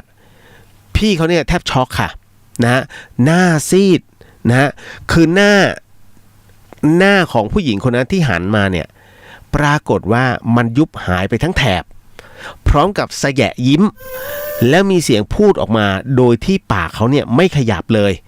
อันนี้พี่เขาบอกเลยนะไม่ขยับเลยแม้แต่น้อยแล้วก็บอกว่าเด็กคนนี้น่ารักขอเอาไปเลี้ยงนะแล้วเห็นผู้หญิงคนนั้นเขาก็เอาผ้าเหมือนจะเป็นผ้าของโรงพยาบาลนั้นมารัดคอแตงกวาทันทีพี่เขาก็เลยกระโดดนะพี่เขาเลยกระโดดจากเตียงนั้นนะเพื่อจะไปดึงแต่คว้าเท่าไหร่ก็ไม่ถึงตัวแตงกวาสักทีคว้าโดนแต่เสาน้ำเกลือจนพี่เขาเห็นแตงกวาเริ่มที่จะดิ้นเขาก็เลยนึกถึงคุณพระศรีรัตนตรัยแล้วก็นึกบทสวดอันไหนได้พี่เขาก็ท่องหมดเลยแต่ก็ไม่ไปจนสุดท้ายพี่เขาโมโหหนักมากเลยบอกว่าถ้าไม่ปล่อยลูกกูจะแช่งให้มึงทุกข์ทรมานมากนะมากกว่าที่เป็นอยู่100 เท่าพันเท่าจะแช่งให้ตกนรกขุมที่ลึกที่สุดและทรมานที่สุดพอพี่เขาพูดจบก็คว้าตัวแตงกวามากอดไว้ได้แล้วก็ร้องกรี๊ดอย่างที่เห็นนั่นแหละค่ะพอหันมาถามพอหันมาถามแตงกวาก็บอกว่าพี่คนนั้นน่ะใจดีเล่นกับหนูเล่านิทานให้ฟังแล้วก็เอาสร้อยเป็นสร้อยดอกไม้สวยๆเนี่ยมาใส่ที่คอให้หนูด้วยแต่กลิ่นมันแรงมากแรงจนเรียกว่าแน่นมากฮะแรงจนแน่นจนเกือบหายใจไม่ออกด้วยซ้ำพอถึงตรงนี้ฮะพวกเราพยาบาลเหล่าพี่ๆผู้ช่วยพยาบาลที่นั่งฟังอยู่ตรงนั้นเนี่ยนะก็ทำหน้าไม่ถูกหน้าเจือนแล้วก็ยังบอกว่าคนที่พี่สะใภ้ดิฉันเจอน่ะน่าจะเป็นหัวหน้าผู้ช่วยคนเก่าคือแกขึ้นไปตากผ้าในช่วงที่มารับเวรบนดาดฟ้าชั้น7ของตึกแล้วก็ไปเจอเด็กนะฮะเด็กเนี่ยเป็นลูกของแม่บ้านที่ขึ้นมากับแกขออภัยที่ขึ้นมากับแม่เขากำลังจะไปเก็บนะครับกำลังจะไปเก็บของเล่นนะข้างนอกระเบียงดาดฟ้าแกก็เลยอาสาปีนออกไปเก็บให้แต่มันเกิดพลัดตกลงมานะแล้วก็หน้ากระแทกถูกลูกกรงเนี่ยตั้งแต่ชั้น4ขออภัยตั้งแต่ชั้น5ชั้น4และชั้น3จนร่างมาคาอยู่ที่เหล็กแหลมลูกกรงระเบียงชั้น2ตรงที่ห้องที่พี่สะใภ้ของดิฉันนอนนั่นแหละค่ะคนป่วยทั่วไปเนี่ยถ้าไม่มีเด็กก็ไม่เคยเจออะไรแต่ถ้าเมื่อไหร่ที่มีเด็กมาอยู่ด้วยก็มักจะเจอแบบนี้ทุกรายและที่ให้พี่สะใภ้ของดิฉันอยู่เนี่ยก็เพราะว่าเห็นว่าตอนแรกนั้นไม่มีเด็กก็เลยคิดว่าไม่น่าจะมีอะไรดิฉันได้ฟังเนี่ยก็หลอนเลยค่ะไม่กล้าที่จะเดินไปเข้าห้องน้ำหรือว่าทำอะไรอีกเลยรอจนพี่สะใภ้นั้นย้ายโรงพยาบาลก่อนค่ะนั่นก็คือเรื่องราวทั้งหมดที่คุณกัสมานั้นส่งมาให้เรียบเรียงนะครับก็หลอนๆนิดนึงแล้วกันผมว่าเคยเล่าไปแล้วนะเรื่องราวตรงนี้นะจ๊ะเอาละเก็ตแล้วนะเอาละมาใครสงสัยเรื่องราวตรงไหนส่งมาถามได้นะฮะนะจ๊ะเอาเดี๋ยวขอเปลี่ยนเพลงก่อนแล้วเข้ามาสู่เรื่องราวกันจุ้ยบอกหลอนมากครับพี่นะฮะเอาละมาขออนุญาตทักทายก่อนนะฮะน้องแอนสวัสดีครับพี่เรียวสวัสดีฮะชัยสวัสดีครับพี่เรียวสวัสดีครับนะจ๊ะ เดี๋ยววันนี้เรามาคุยเรื่องงานบุญนะซึ่งต้องบอกว่ามันมีอะไรหลายๆอย่างนะเรื่องราวงานบุญมาในส่วนของงานบุญก่อนนะในส่วนของคำถามแล้วเดี๋ยวค่อยไปอีกหลายๆเรื่องแป๊บหนึ่ง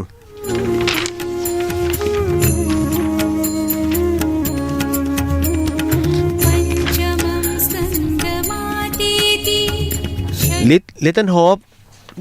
อนุญาตนะให้ใช้ชื่อนะไม่พอดีว่า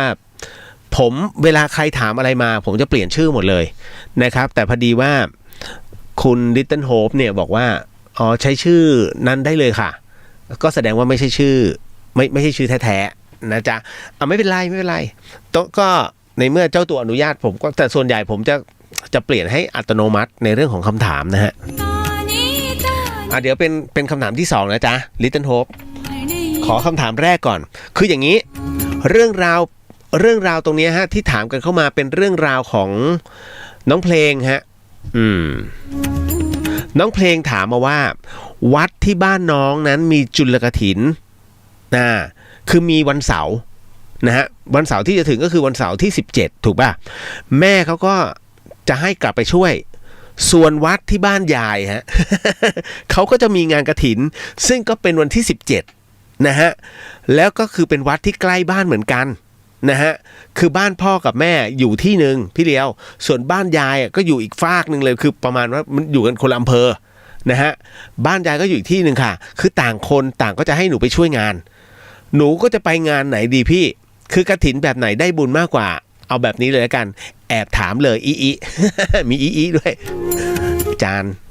เขียนมาเหมือนอาจารย์อะไรอีนะคุณสงสัยไหมนะฮะในเรื่องของคือเวลางานบุญจะมักถูกจองตัวนะเหมือนผมอะพี่เรียว่างป่ะมาที่นี่ดิตรงนี้หน่อยตรงนี้สวยผมจะเลือกสถานที่ที่แบบผมไม่เคยไปแล้วก็ธรรมชาติล้วนๆเนี่ยแล้วผมก็จะไปให้อย่างเงี้ยนะฮะใครก็ไม่หมายถึงว่าถ้าน้องชวนนะแต่พอผมไปเนี่ยต้องอยู่นะไม่ใช่ว่าไปว่าปล่อยผมเป็นมาเน่าลอยน้ำก็ไม่ได้นะฮะคืออยู่เพื่อรับรู้โอเคน้องคนนี้ที่ชวนแล้วพอรู้แล้วก็รับรู้งานเสร็จปุ๊บจบแล้วน้องไปไหนก็ไป ที่เหลือเป็นหน้าที่พี่เดินเที่ยวนะฮะ มันก็จะประมาณนั้นน่ะมาถึงตรงนี้งานบุญนะฮะเดี๋ยวผมขออนุญาตนะฮะผมอธิบายเรื่องกฐินเนี่ยหลายรอบมากนะฮะ3-4 วันที่ผ่านมาเนี่ยพูดถึงเรื่องกฐินเพราะมันต้องพูดฮะคุณผู้ฟังเพราะกฐินจะมีไปตลอดและสิ้นสุดวันลอยกระทงคือวันที่ถ้า31ใช่ไหม31คืนวันที่นั่นแหละหมดเที่ยงคืนปุ๊บคือจบแล้วถ้าจะถวายเลยเที่ยงคืนเขาเรียกพระป่าไม่สามารถจะเรียกเป็นกฐินได้นะฮะคราวนี้เรามาดูกันคุณผู้ฟังครับนะฮะคงไม่ต้องอธิบายเยอะนะในเรื่องของกฐินเพราะว่าหลายคนผมเชื่อมั่นว่าเข้าใจอยู่แล้วว่ามันเป็นงานบุญคุณผู้สำหรับน้องๆที่ฟังแล้วก็ไม่ใช่ศาสนาพุทธนะฮะหรือว่าน้องไม่ได้นับถือศาสนานะครับมีเขาจะเป็นแบบนั้นอันนั้นเราไม่ว่ากันนะฮะผมจะบอกว่าความเชื่อในวิถีพุทธเรามีความเชื่อว่าหลังจากออกพรรษาหลังจากที่พระสงฆ์เนี่ยนะก็คือตัวแทนของพระศาสดาของศาสนาพุทธเนี่ยฮะท่านจำพรรษาอยู่กับที่ในอารามเนี่ยครบ3 เดือนเป็นเวลา3 เดือนและถูกต้องตามพระวินัยอันนั้นเขาเรียกว่าหลังจากนั้นเป็นต้นไป1 เดือนหลังจากที่เขามีพิธีการออกพรรษาเป็นที่เรียบร้อยเนี่ยต้อง1 เดือนนะฮะเขาเรียกว่างานบุญกฐินนะเป็นกฐินเป็นกฐินทานต้องบอกอย่างนั้นแต่ถ้าเลยไปแล้วถามว่าทำแบบนี้ได้ไหมทำได้แต่เขาเรียกว่าผ้าป่าเขาจะไม่เรียกกฐินนะฮะดังนั้นผ้ากฐินนั้นเป็นผ้าที่เขาถักทอนะฮะจากเส้นใยฝ้ายหรือว่าอะไรก็แล้วแต่ออกมาแล้วก็ย้อมสีเหลืองจากไม่ว่าจะเป็นแก่นขนุนหรือว่าอะไรก็ตามนะฮะหรือเดี๋ยวนี้จะเป็นสีสังเคราะห์ก็ได้นะฮะ เขาก็เอามาเพื่อทำการย้อมผ้านั้นเป็นสีเหลืองแล้วเมื่อย้อมเป็นสีเหลืองเสร็จปุ๊บนะฮะเป็นสีธรรมชาตินะฮะก็จะทำการตัดเย็บแล้วจากนั้น ก็นำไปถวายพระสงฆ์นั้นที่จำพรรษาอยู่เนี่ย5 รูปท่านจะตกลงกันว่าผ้าที่โยมทำมาเนี่ยหรือว่านำถวายเนี่ยรูปไหนจะเป็นผู้รับ1 ใน 5เท่านั้นนะฮะ1 ใน 5เท่านั้นจะเป็นผู้ที่โชคดีบางพื้นที่ก็ทำจับฉลากจับ ไม่หรอกไม่ได้อันนั้นเขาเรียกมันจะกลายเป็นเรื่องบันเทิงไปท่านจะอาบัติก็จะใช้วิธีการตกลงกันว่ารูปไหนอาวุโสสุดหรือไม่ก็ตกลงกันว่าเราได้มาตลอดแล้วเอาท่านบ้างแล้วกันพอตกลงกันเสร็จปุ๊บเขาจะมีวิธีอันนึงเขาเรียกกรานกฐินเป็นการกรานกฐินนะฮะแล้วจากนั้นเนี่ยฮะจึงทำการถวายให้กับพระสงฆ์รูปนั้นนั่นแหละเดี๋ยวท่านก็จะได้ยินบทเดิมๆนะฮะก็ประมาณว่าลอยมาจากฟ้านภาอากาศ ไม่ใช่จริงๆแล้วโยมถวาย แต่เขาเรียกเป็นการอุปโลกขึ้นมานะฮะเอาล่ะพอถึงณตรงนี้ นะฮะหลังจากที่ได้พูดคุยกันในเรื่องของน้องเพลงนะฮะน้องเพลงบอกว่าด้วยความที่เธอเป็นคนเนื้อหอมเป็นคนที่ชอบทำบุญนะฮะแล้วขยันขันแข็งมากแม่ก็ตามยายก็ตามนะฮะจะไปงานไหนดีระหว่างจุลกฐินกับกฐินคุณผู้ฟังเราไม่ตำหนิกัน นะฮะแต่ให้ฟังเป็นความรู้กฐินนั้นนะฮะหรือว่ากฐินทานนะครับสามารถทำได้ตลอดเวลานะฮะตั้งแต่หลังจากที่ตักบาตรเทโวเป็นที่เรียบร้อยแล้วสามารถทำบุญกฐินได้ตลอดเลยนะแต่เขาจะนิยมกันเสาร์อาทิตย์เพราะอะไรโยมอยู่ปัจจัยได้เยอะ จริงๆคุณไม่เห็นนะทำไมไม่มีใครจัดเลยจันทร์อังคารพุธคนมันไม่มีไปทำงานกันหมดแต่โบราณเขาได้ทุกวันนะฮะอันนี้ก็เลยบอกเอาไว้เพราะฉะนั้นเนี่ยงานจะชุกในระยะเวลา4 สัปดาห์นะเสาร์อาทิตย์4 สัปดาห์ในกฐินทั้งนั้นนะฮะเพราะฉะนั้นกฐินนะฮะถือว่าเป็นอะไรที่ด้วยอานิสงส์อานิสงส์เสมอเหมือนจำไว้นะฮะอานิสงส์ของกฐินนั้นเป็นอานิสงส์ที่เสมอเหมือนก็คือเป็นบุญอันยิ่งใหญ่เพราะว่า1 ปีมีครั้งเดียวแต่ในขณะเดียวกัน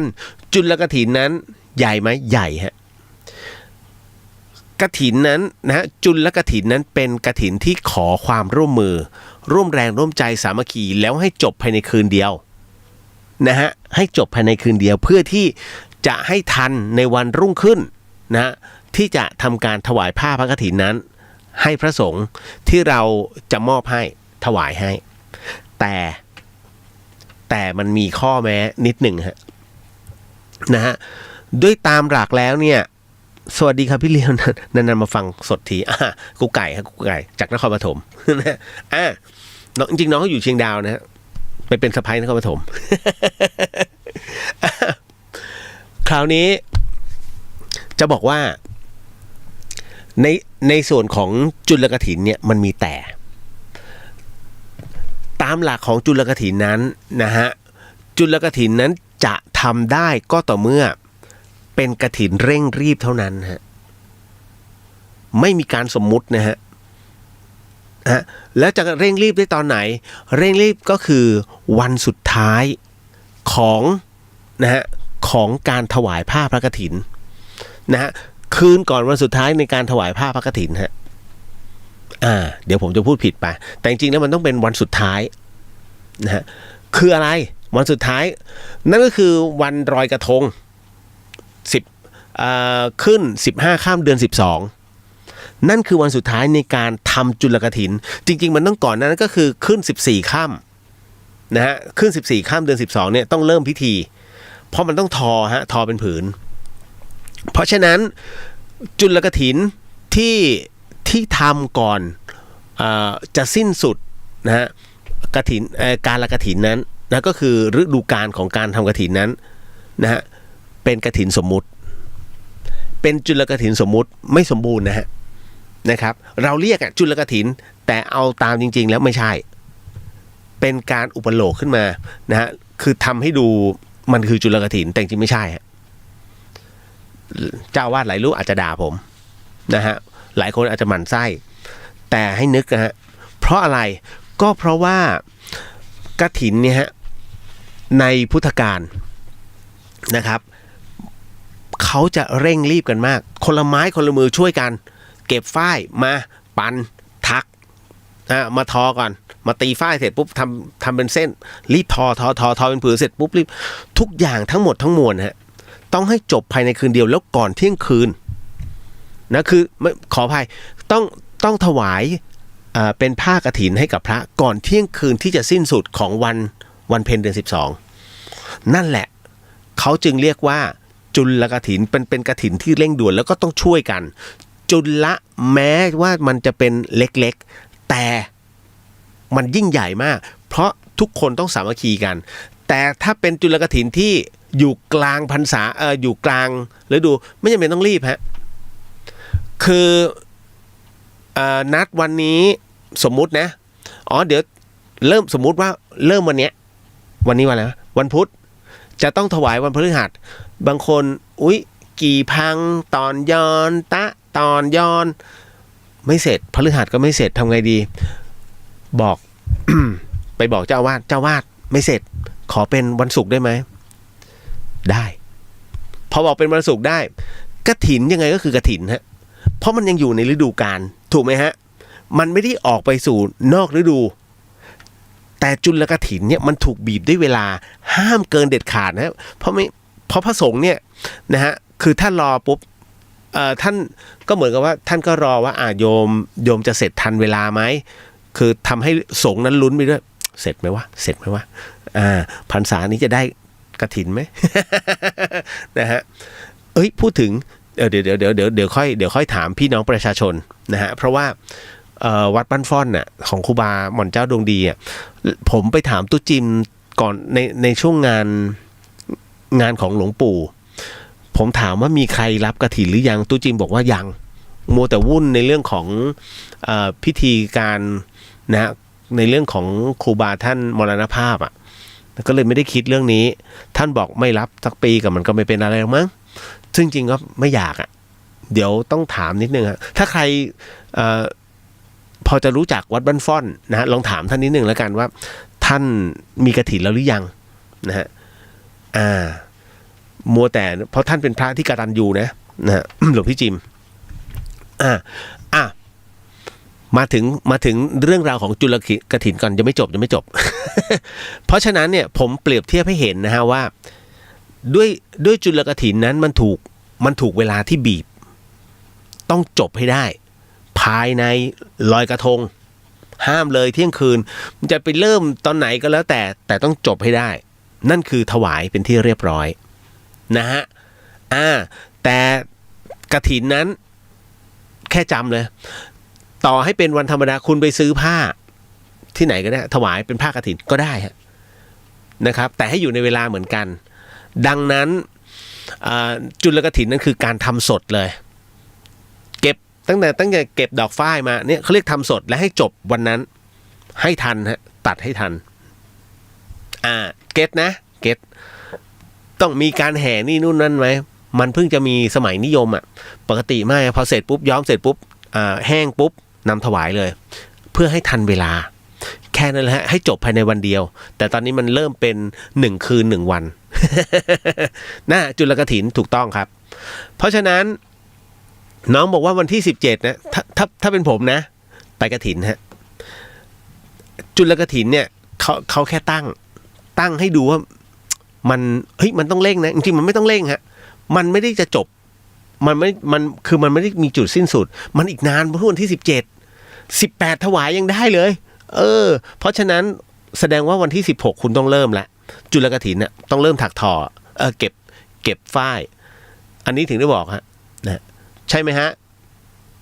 หลวงพ่อผมพูดเรื่องจริงนะ ถูกไหมฮะเพราะมันต้องถูกจำกัดด้วยเวลาถ้าไม่ถูกจำกัดจะทำไมจุลกฐินนะฮะเก็ตเดี๋ยวพรุ่งนี้ผมถูกด่าทัวลง ไอเลียวอีกแล้วมันเป็นปกติผมเนี่ยบอกแล้วถ้ารายการปากดีเนี่ยพี่เลียวอันนี้สุภาพนะออกอากาศรายการปากดีแถวบ้านเรียกไม่ใช่ พูดสมางหงอยนะ จบแล้วนะน้องเพลงเก็ตนะฮะผมฟันธงให้แล้วว่า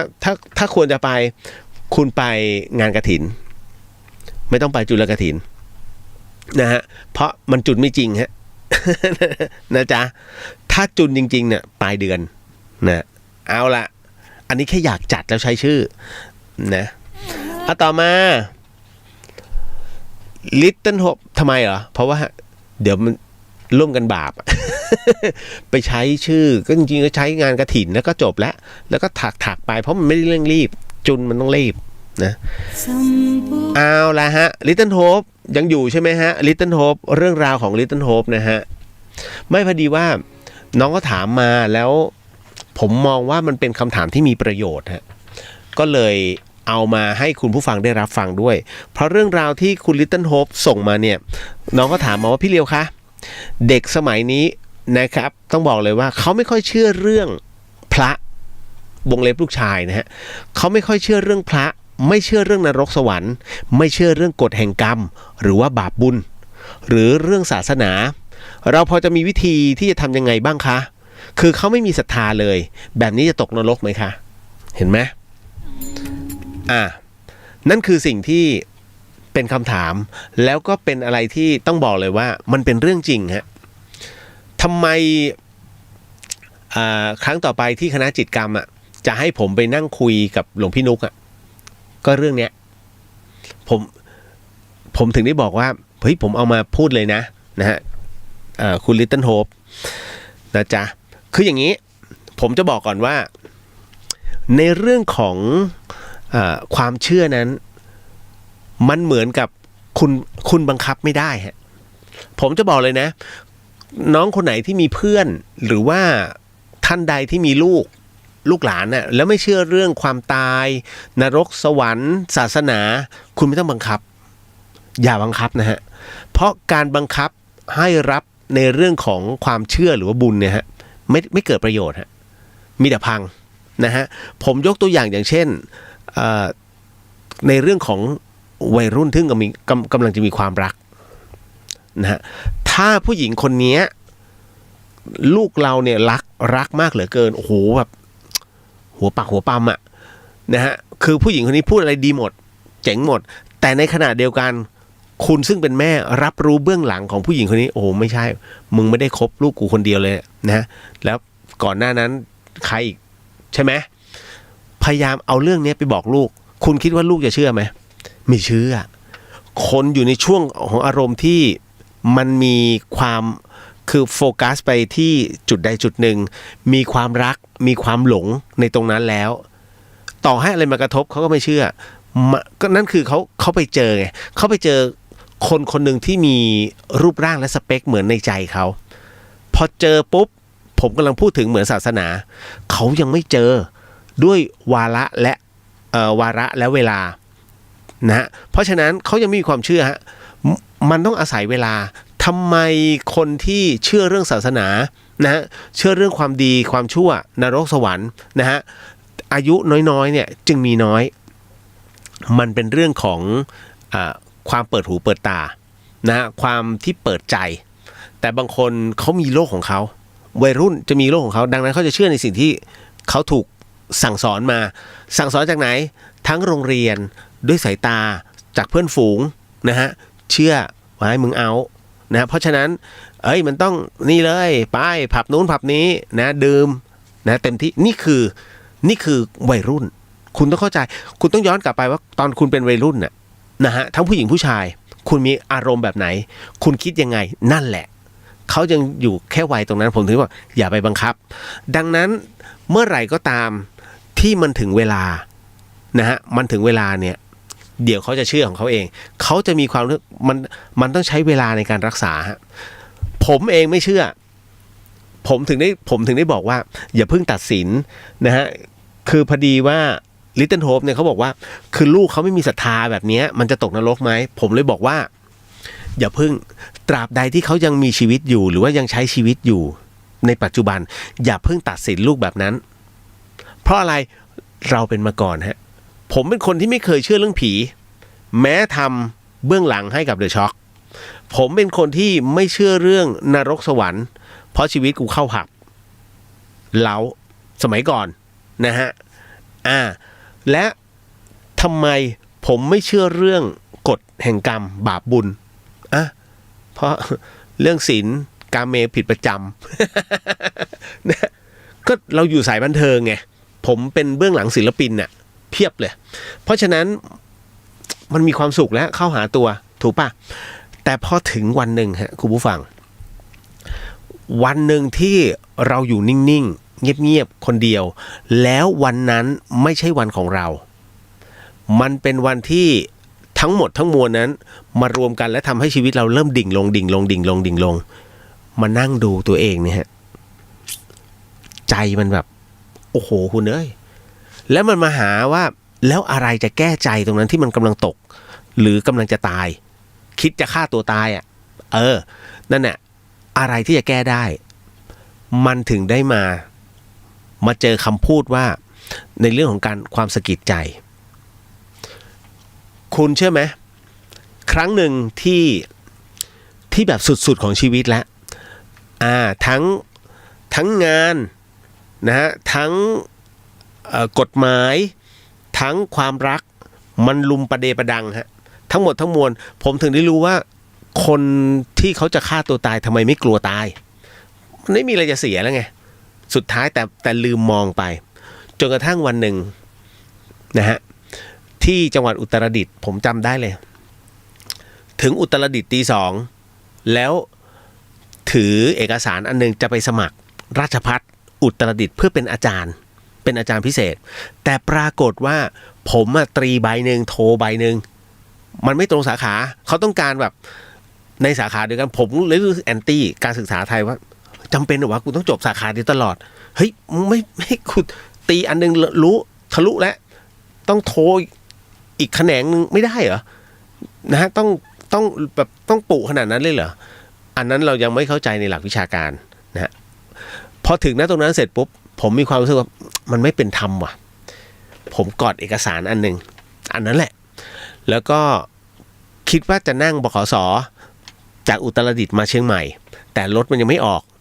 มันก็เลยรู้สึกแบบเดินไปเรื่อยๆแบบท้อแล้วแย่แล้วชีวิตแย่กะว่าคุณใช่ไหมผมกะว่าขึ้นเชียงใหม่ไปเที่ยวให้หนำใจกะว่าเที่ยวให้เงินหมดกระเป๋าเลยแล้วนั่นคือจุดสุดท้ายของชีวิตผมแหละนั่นคือตอนนั้นเลยคิดจะตายเลยนะนั่นนะฮะเพราะว่าผมถูกฟ้องล้มละลายตอนนั้นแล้วพอเสร็จปุ๊บมันเป๋พอเราเป๋เสร็จปุ๊บถือเอกสารไปนั่งตรงฟุตบาทคุณยายคนหนึ่งฮะในกระจาดมีผักบุ้งแบบผักบุ้งไม่ใช่ผักบุ้งจีนนะไอ้ผักบุ้งริมทางเนี่ยมีใบบัวบกแล้วก็เหมือนกับมะม่วงอยู่ 2-3 ลูกแค่นั้นเลยยายก็นั่งข้างๆแล้วแดดแล้วแบบคือนะมันก็ริมฟุตบาทเหมือนกันแล้วเหงื่อแกแบบซึมหลังเปียกเหงื่อแต่แกใส่งอบไงแต่มันมีแต่ผมไม่มีเลยนั่งเหงื่อแล้วสักพักผมแบบ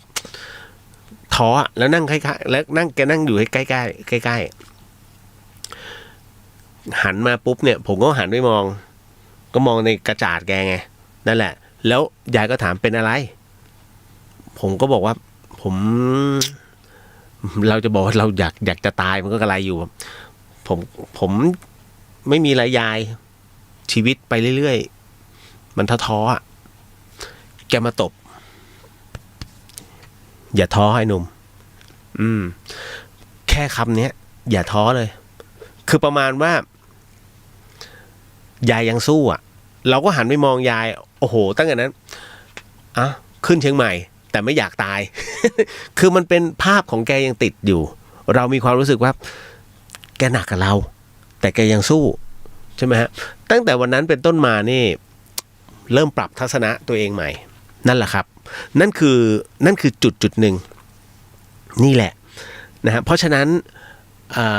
พอมาเจองานพระศาสนาขึ้นมาแล้วให้โอกาสผมเริ่มเชื่อแล้วฮะเริ่มเชื่อในกำลังใจเริ่มเชื่อในคุณความดีเริ่มเชื่อในความดีของคุณยายคนนั้นที่ส่งให้กับเราเป็นความปรารถนาดีเล็กๆแต่แม่งมีพลังที่ยิ่งใหญ่มาก นะฮะเพราะฉะนั้นเนี่ยก็เลยบอกว่า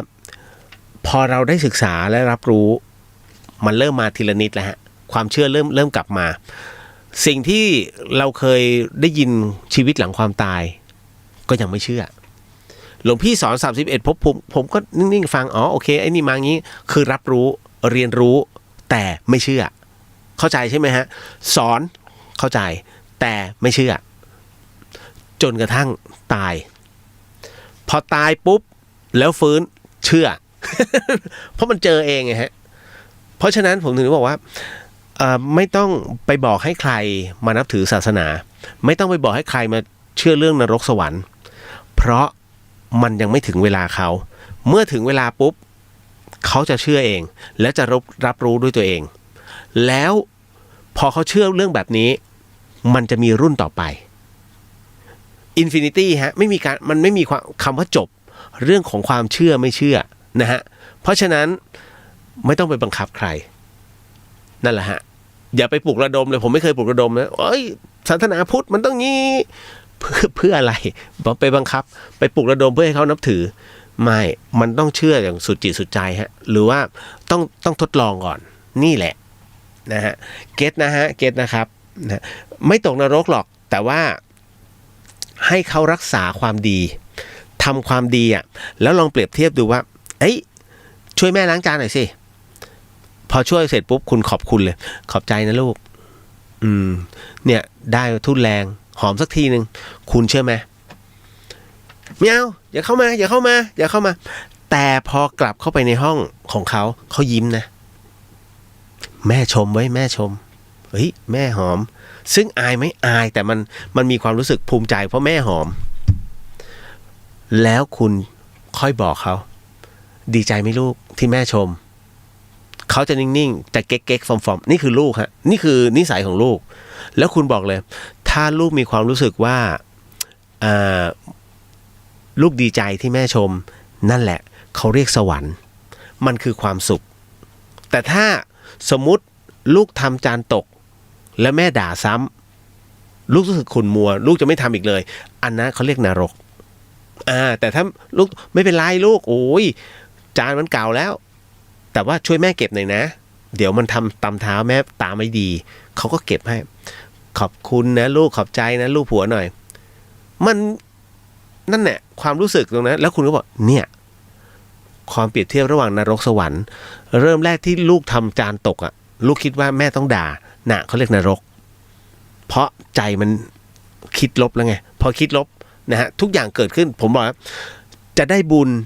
จะได้กรรมหรือว่าตัวบาปนั้นขึ้นอยู่กับตัวจิตถ้าจิตคิดลบตัวกรรมมาทันทีแต่ถ้าจิตคิดบวก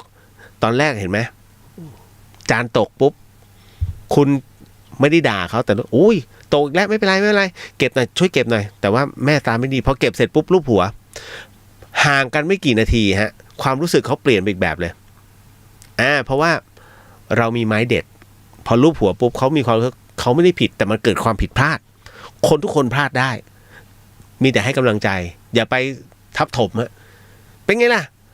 มาช่วยกูเป็นไงของชิบหายหมด ตายลูกคุณจะไม่เห็นลูกมาช่วยอีกเลย เพราะฉะนั้นทุกคนมีสิทธิ์พลาดนะฮะเก็ตนะฮะ Little Hope เอาไปสอนลูกอุตส่าห์บอกให้ขนาดนี้แล้วทุกท่านแหละนะฮะอันนี้ต้องโมทนาด้วยเพราะคือทุกคำถามที่น้องเขาถามมาเนี่ยผมตอบให้อย่างจริงจังและจริงใจด้วยเอาไปสอนได้นะครับ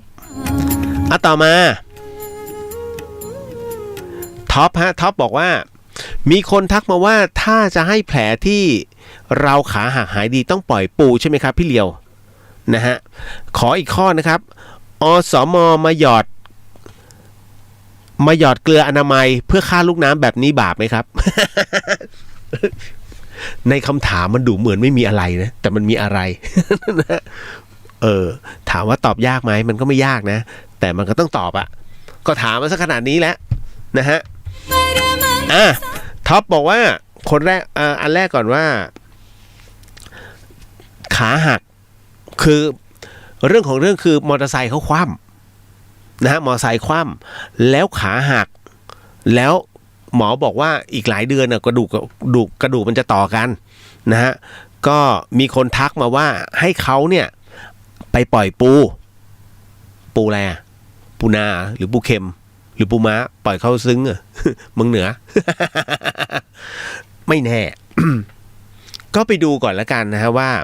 ตรงไหนที่มันมีโรงเรียนในการเพาะพันธุ์ปูนะฮะก็ปล่อยนี่ไม่ใช่ปล่อยให้ขาหายนะเพื่อปล่อยเพื่อเอาบุญนะฮะเพราะอย่างน้อยได้รักษาพันธุ์ของมันคุณผู้ฟังครับในเรื่องของปูเนี่ยนะในเรื่องของการถ่ายชีวิตถ้าคุณถ่ายชีวิตปูได้จะดีมากเพราะปูเป็นสัตว์ที่ถูกทรมานมากที่สุดแต่คุณน่ะไม่รู้เพราะมันไม่มีน้ำตาฮะมันไม่มีปฏิกิริยาคุณจะให้มันยิ้มไงมันมีหนวดดุกตาแป๋วๆที่เหลือเป็นกระดองกล้ามเอาปากมันอยู่นิดเนี่ยมันยิ้มก็ไม่ได้ยิ้มก็ไม่ใช่อย่างกับมนุษย์ต่างดาวเพราะฉะนั้นเนี่ยฮะเวลามันถูกจับปุ๊บมันถูกจับจากทะเลปุ๊บมันถูกมัดขาทันทีนี่คือชะตากรรมของมันชะตากรรมของปูดังนั้นปูจึงเป็นสัตว์ที่ต้องการความช่วยเหลือมากที่สุดนะฮะเขาก็เลยมีความเชื่อว่าในเรื่องของการจับปูเพราะปูมันถูกพันธนาการที่ขาเวลาตายเนี่ยมันยังตายไม่รู้ตัวเลยฮะปูเป็นสัตว์ที่เปราะบางมากนะฮะเวลาเอาเข้าซึ้งปุ๊บนึ่ง5 นาทีจบกินได้แล้วมันไปนาทีที่เท่าไหร่ตอบไม่ได้แต่จริงๆมันไปตั้งแต่นาทีแรกของบรรยากาศรอบตัวมันเปลี่ยนแปลงแล้วมันตายแบบนิ่งๆอ่ะคุณก็ไม่รู้มันตายยังวะมันตายแล้วนะฮะเปลี่ยนภพภูมิแล้วเพราะฉะนั้นเรื่องของการปล่อยปูกับการเจ็บขาหรือว่าขาหักไม่เกี่ยวกันนะครับนะฮะท็อปขาหักคุณก็ต้องกินแคลเซียมเสริมแคลเซียมหรือว่าพวกกระดูกอ่อนเนี่ยพวกต้มอะไรวะต้มโค้งหรืออะไรสักอย่างปูก็กินปูแบบปูอบแห้งอ่ะคุณเคี้ยวทั้งกระดองเลยนะจริงๆกุ้งไม่ต้องไปหักขานะแค่เอาขี้ที่ตัวกับที่หัวออกนะที่เหลือเคี้ยวทั้งตัวคุณรู้ไหมไอ้ตัวเปลือกกุ้งอ่ะนี่คือแคลเซียมที่ดีมากเลยนะฮะส่วนปูนั้นก็ไม่แนะนำหรอกถ้าสมมุติว่ามันไอ้ปูเล็กๆอ่ะที่เขาเอามานึ่งนั่นน่ะไอ้อย่างงั้นโอเคแต่ไอ้ปูใหญ่อย่าไปกินนะฮะเดี๋ยวจะเข้าใจผิดนะฮะแต่กุ้งน่ะกินนะฮะกินทั้งเปลือกหุ้มตัวมันแต่เอาขี้ออกก่อนที่สันหลังเป็นแคลเซียมนะจ๊ะเป็นแคลเซียมแบบธรรมชาติหรือกระดูกอ่อนกระดูกหมูอ่อนอ่ะอย่างเงี้ยใช่กระดูกไก่ไม่แนะนำนะฮะไม่แนะนำทำไมคุณกินข้อไก่มากมันมียูริกฮะคนที่เป็นเกาต์เจอแน่ทุกฤดูหนาวปวดแน่บวมตามข้อยูริกเยอะนะครับจึงไม่แนะนำอะไรก็ตามหรือไม่พวกซื้อแคลเซียมธรรมดาเนี่ยมันจะต่อเร็วกระดูกที่คุณหักไม่เกี่ยวกับขาปูฮะปูส่วนปูนะฮะเก็ตนะครับอันนั้นคือปล่อยเอาบุญไม่ใช่ปล่อยปูแล้วขาหายนะฮะกำลังเดินอยู่ฮะนะฮะหกล้มปุ๊บตายโหงไอ้ที่ดามไว้พัง เข้าโรงพยาบาลอีกรอบนะหักอีกทีเพราะปูเห็นไหมเก็ตนะจ๊ะส่วนอสม.หยอดเกลืออนามัยเพื่อฆ่าลูกน้ำแบบนี้บาปไหมจะเหลือเหรอแต่เขาทำเพื่อส่วนรวมผมถึงได้บอกให้อย่างคุณมีเนื้อสัตว์กินเพราะมีโรงฆ่าสัตว์แล้วใครฆ่าหุ่นยนต์เหรอไม่ใช่มนุษย์ฮะแต่มันจำเป็นต้องมีมนุษย์แบบนี้นะเพื่อทำการคือชำแหละเพื่อเป็นอาหารแต่กรณีของลูกน้ำแบบเนี้ยมันคือสัตว์ที่ให้โทษถูกไหมฮะมันไม่ได้มีประโยชน์ดังนั้นอสม.เขาจึงเป็นผู้ที่เสียสละคุณจำไว้เลยบนโลกใบนี้ไม่มีใครอยากตายฮะนะฮะไม่มีสัตว์อันไหนที่อยากตายแล้วเราก็ไม่มีสิทธิ์ไปพิพากษายกเว้นว่าเรากำลังป้องกันนะฮะดังนั้นนะตรงนี้เขาทำบาปอยู่แล้วแต่ในขณะเดียวกันเขานึกถึงส่วนรวมมันคือความดีอันยิ่งใหญ่ลูกน้ำมีโทษหรือประโยชน์กับมนุษย์ไหมไม่มีแต่มนุษย์ด้วยกันมีประโยชน์กับพระศาสนาไหมมีมนุษย์ก็มีประโยชน์กับมนุษย์ด้วยกันถูกไหมเพราะว่าเราเอื้อเฟื้อเผื่อแผ่ซึ่งกันและกันเห็นไหมเพราะฉะนั้นคุณประโยชน์กับตัวไหนที่ให้โทษมันมองกันออกเพราะฉะนั้นการฆ่าแม้จะเป็นบาปแต่ต้องดูเจตนาว่าเขาต้องการรักษาอะไรเอาไว้นะฮะไม่ซับซ้อนฮะคำตอบอันนี้ไม่ซับซ้อนนะฮะท็อป อีกหนึ่งเรื่องราวเดี๋ยวจะไม่ทันเรื่องหลอนสุดท้ายตอบไม่จบอีกกู นกถามมาว่าถ้าเราใส่บาตรเรียกว่าพระเดินมาแล้วเนี่ยแต่มันมีเหตุผลที่ไม่ได้ใส่ต้องรีบไปแต่หนูนะฮะฝากพี่เลี้ยงใส่แทนอย่างเงี้ยหนูจะได้บุญใช่ไหมคะคุณคิดว่าไงฮะคือกำลังพระกำลังเดินมาแล้วเฮ้ยมีโทรศัพท์มาพี่รีบมาด่วนเลยนี่นู่นนั่นอะไรว่าไปรีบเข้าประชุมนายเรียกต้องรีบไปแล้วปล่อยให้พี่เลี้ยงใส่บาตรแทนถามว่าได้บุญไหมได้บุญฮะแต่น้องได้บุญตั้งแต่น้องตั้งใจที่จะใส่บาตรแต่เขาเรียกมารมาผจญมารเนี่ยมันมาเป็นตัวที่โทรมาแล้วก็รีบไปนะฮะรีบไป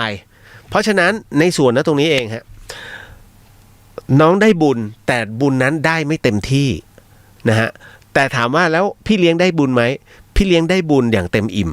แต่พี่เลี้ยงไม่ได้บุญอย่างเต็มที่เช่นกันทำไมฮะเพราะของอันนั้นน่ะร่วมโมทนาพร้อมกันนะฮะแต่มันเป็นสิ่งที่น้องนั้นนะฮะเตรียมเอาไว้ไม่ใช่พี่เลี้ยงเตรียมดังนั้นผลกระทบโลกน้องได้มากกว่าพี่เลี้ยงนะฮะแต่พี่เลี้ยงนั้นแค่เป็นสื่อกลางในการถวายนะฮะเพราะฉะนั้นผลกระทบโลกนกได้เต็มแต่ถ้าผลกระทบทางใจใครได้เต็มพี่เลี้ยงเพราะพี่เลี้ยงเป็นคนใส่อิ่มเอิบโอ้ยรับบุญรับพรแต่ของไม่ได้ออกตังค์กระทบโลกผิดกันนะฮะเพราะฉะนั้นของอันนั้นก็คือบุญนั้นเป็นอากาศแต่ถามว่าได้แบ่งกันไหมได้แบ่งบุญกันเหมือนกับอย่างเช่นผู้ป่วยติดเตียงฮะแล้วน้องไปใส่บาตรแทนให้แม่วันนี้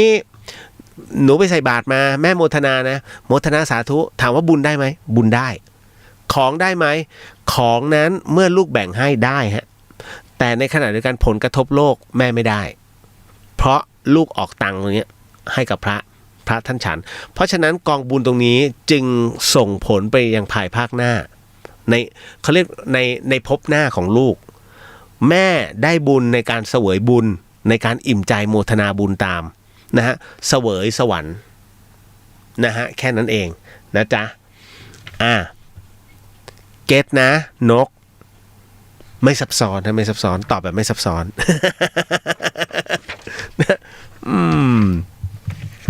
ยังเหลืออีกเนี่ยอีกกี่คนเนี่ย3 คนเลยเหรอเรื่องราวต่อไปคุณผู้ฟังฮะเอ็มไม่ใช่เอ็มธรรมสถานนะ เอ็มพี่ครับการเอาภาพพระสงฆ์มาล้อเล่นในสื่อออนไลน์แบบนี้ถือว่าบาปไหมครับเพราะว่ามีเยอะมาก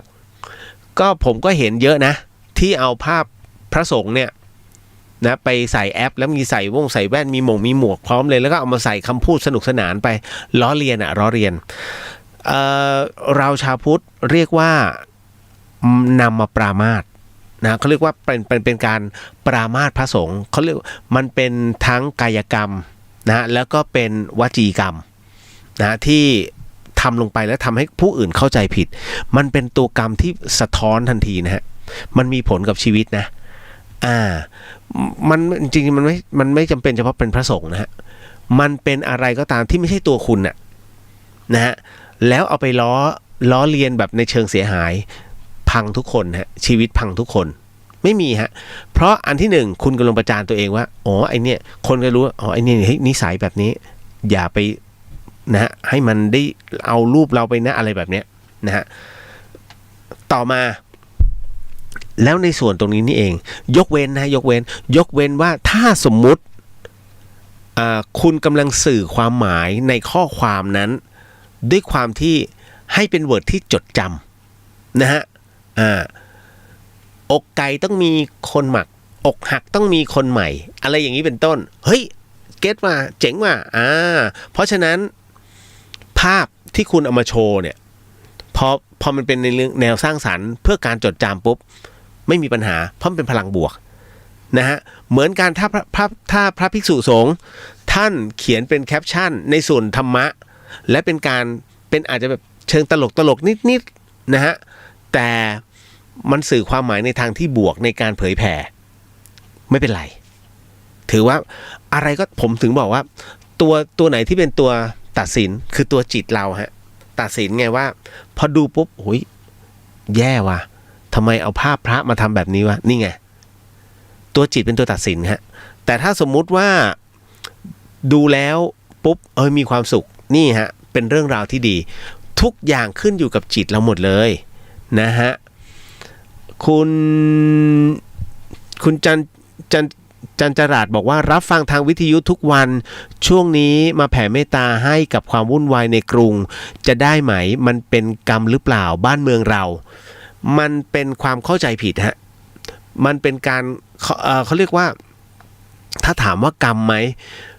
คนเรากำหนดชะตากรรมได้นะครับแต่ว่าในขณะเดียวกันไปกำหนดในสิ่งที่มีเราไปขัดขวางความเชื่อเขาไม่ได้นะฮะเรื่องบางเรื่องต้องปล่อยให้มันเป็นไปตามเหตุปัจจัยนะฮะความวุ่นวายเกิดขึ้นเพราะว่าชะตากรรมของประเทศใช่ไหมใช่ครับนะฮะต่อให้จบรุ่นนี้ไปรุ่นต่อไปมาอีกฮะผมเห็นมาตลอดทั้งชีวิตผมเห็นการปฏิวัติการเปลี่ยนแปลงมาทั้งชีวิตฮะจริงๆแล้วถามว่าไอ้ที่บอกจะจบที่รุ่นเราผมหากากเลย ไม่มีทางเพราะอะไรฮะเพราะว่าประชาธิปไตยในประเทศไทยยังไม่แข็งแรงคณะราษฎรเกิดขึ้นเพราะรีบร้อนผมไม่ได้พูดถึงคณะราษฎรนี้นะตั้งแต่สมัยพระบาทสมเด็จพระปกเกล้ารัชกาลที่7จริงๆประชาธิปไตยเริ่มต้นในโครงการแรกของรัชกาลที่6นะพระบาทสมเด็จพระมงกุฎนะฮะพระมงกุฎนั้นสร้างเขาเรียกว่าเป็นโมเดลประชาธิปไตยเรียกว่าโรงแรมนะฮะเป็นโมเดลดุสิตธานีที่ทั้งหมดทั้งมวลนั้นให้ทำการทดลองก่อนแต่พอดีว่าโครงการยังไม่สำเร็จท่านก็สวรรคตแต่คราวนี้รัชกาลที่7นั้นนะฮะกำลังจะสานต่อด้วยโครงการตรงนี้คือมันยังไม่สมบูรณ์แต่เป็นการทดลองดังนั้นคณะราษฎรที่เกิดขึ้นนะตรงนั้นเนี่ยเป็นนักเรียนนอกทั้งหมดเลยไปเห็นตะวันตกผมถึงได้บอกว่าตะวันออกของเราเนี่ยตะวันตกมันมองตะวันออกเพราะเราเห็นพระอาทิตย์ก่อนมาแต่เรากลับย้อนหลังไปมองมัน นะฮะพอไปเอารูปแบบตรงนั้นนะครับจะเอามาใช้มันก็เลยเขาเรียกว่าเอามาไม่หมดไงคุณรู้ไหมประเทศไทยถือกฎหมายแบบเยอรมันนะฮะปกครองแบบอังกฤษ นะฮะแล้วก็ถือรูปแบบอเมริกันงงไหมเนี่ยไทยแลนด์ เอาก็ไม่เป็นไรฮะถือว่าเราแผ่เราไปเติมกำลังให้พระสยามเทวาธิราชนะครับเก็ตนะโมทนาสาธุฮะโมทนาสาธุถ้าจะสวดมนต์นะครับยินดีครับยินดีอันนี้คือทุกอย่างต้องเป็นพลังบวกนะฮะเราต้องหายใจลึกๆ นะฮะกุ๊กไก่บอกว่าน่าสงสารปูจังเลยแต่ส้มตำปูเค็มอร่อยมากค่ะน้ำปูก็อร่อยจะพูดทำไมเนี่ย นะฮะพูดให้หิวเนี่ยพูดทำไมนะมาอุ้ยตาย52แล้วไปเข้าสู่เรื่องหลอนค้างไว้ก่อนไม่เป็นไรนะฮะเข้าสู่เรื่องหลอนประจำค่ำคืนนี้ดีกว่าคุณผู้ฟังนี่คือ The Hien ทาง FM 104.50 MHz ครับคุณผู้ฟังครับ The Hien ฮะ You are listening to 104.5 Radio.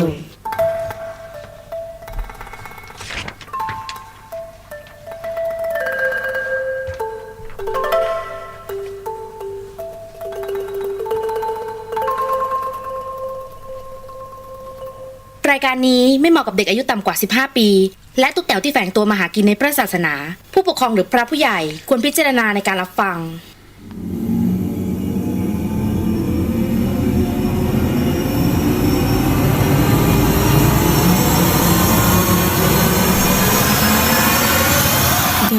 เฮียน เข้าสู่ในช่วง The Hien กับเฮียนสยอง2เรื่องในค่ำคืนนี้นะฮะคุณผู้ฟังครับ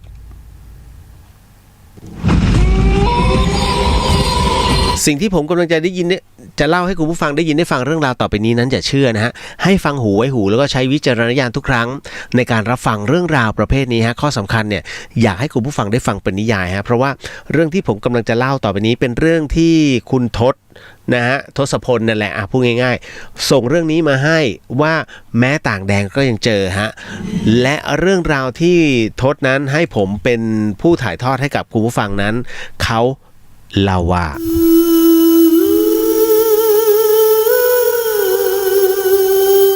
น้องเขาบอกงี้ว่าเรื่องมันมีอย่างนี้ฮะพี่ผมไปเที่ยวที่ประเทศมาเลเซียเนี่ยมุสลิมนะฮะซะส่วนใหญ่นะฮะคุณผู้ฟังครับชาวพุทธมีบ้างแหลมๆก็ต้องบอกว่าไปประเทศมาเลเซียกับทางโรงเรียนฮะคือไปประมาณกัน100 กว่าคนพี่เลียวทางโรงเรียนนั้นได้ติดต่อแล้วก็จองโรงแรมที่พักแห่งหนึ่งเอาไว้คือขออนุญาตไม่เอ่ยชื่อโรงแรมนะฮะพอวันแรกทศบอกว่าพอวันแรกนั้นไปถึงประมาณสายๆก็ไปเที่ยวกันเลยฮะเราทำกิจกรรมต่างๆนะฮะจนกระทั่งได้กลับมาที่พักเนี่ยเป็นในช่วงกลางคืนแล้วพอไปถึงที่โรงแรมนั้นข้างนอกตัวโรงแรมนั้นดูสวยแล้วก็หรูหรามากๆฮะแต่พอเข้าไปข้างในนั้นกลับดูผิดกับภายนอกมากๆเพราะมันดูเก่ามากลิฟต์ก็ทั้งเก่าทั้งโทรมไปหมดโรงแรมนี่มีทั้งหมด20 ชั้นพี่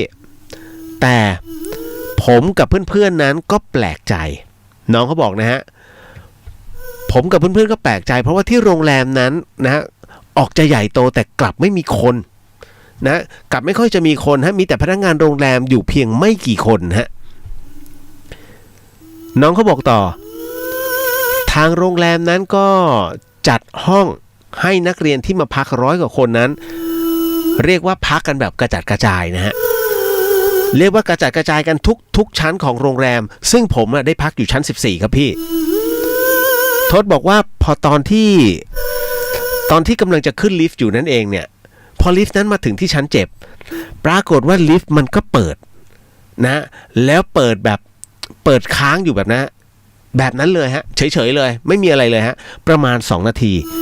แล้วลิฟต์มันก็ขึ้นไปต่อตามปกติจนกระทั่งถึงชั้น14ฮะพอออกจากลิฟต์ปุ๊บก็เดินตรงไปที่ห้องพักชั้นเนี้ยจะพักกันทั้งหมด8 คนนะครับนอนกันทั้งหมด